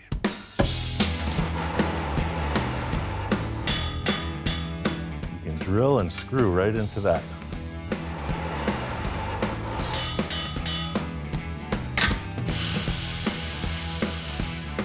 The old X marks the spot trick.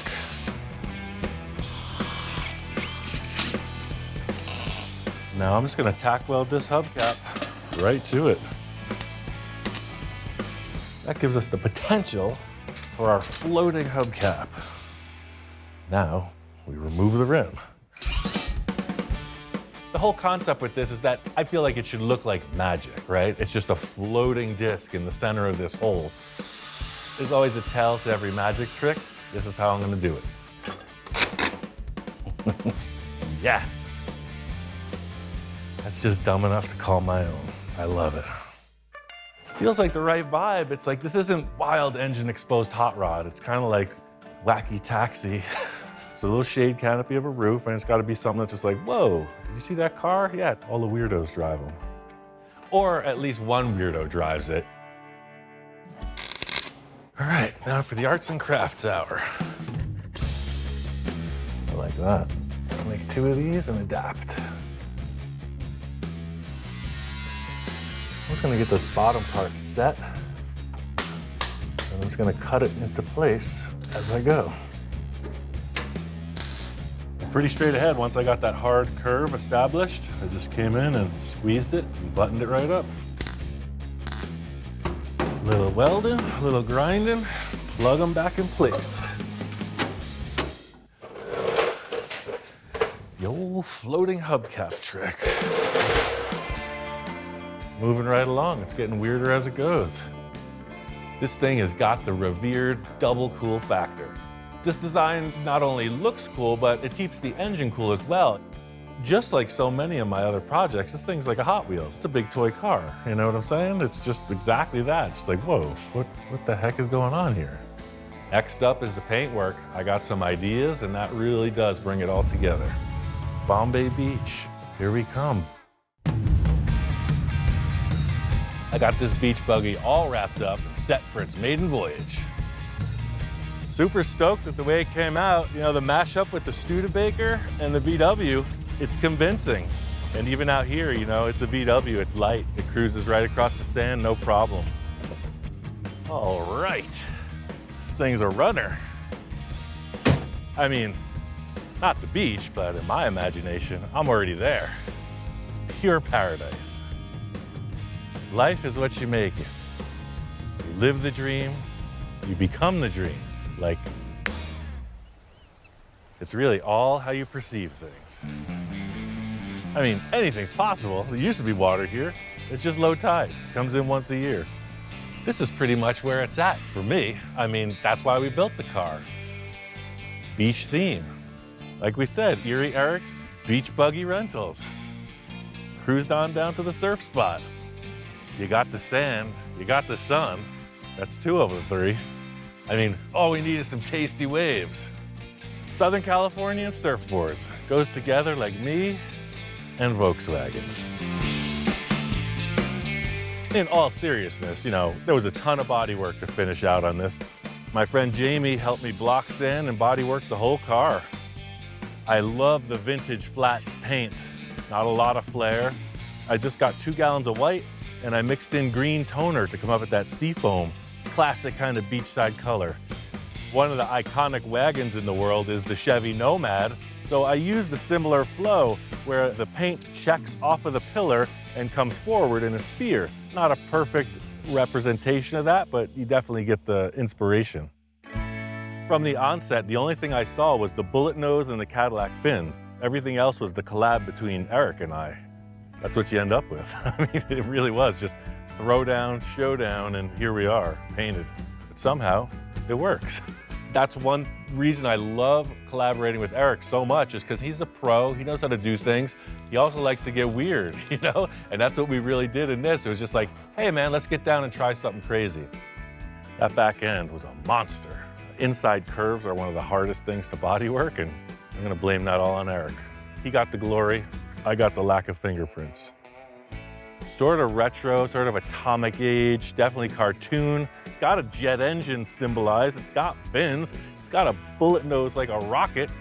I dubbed the Starlux.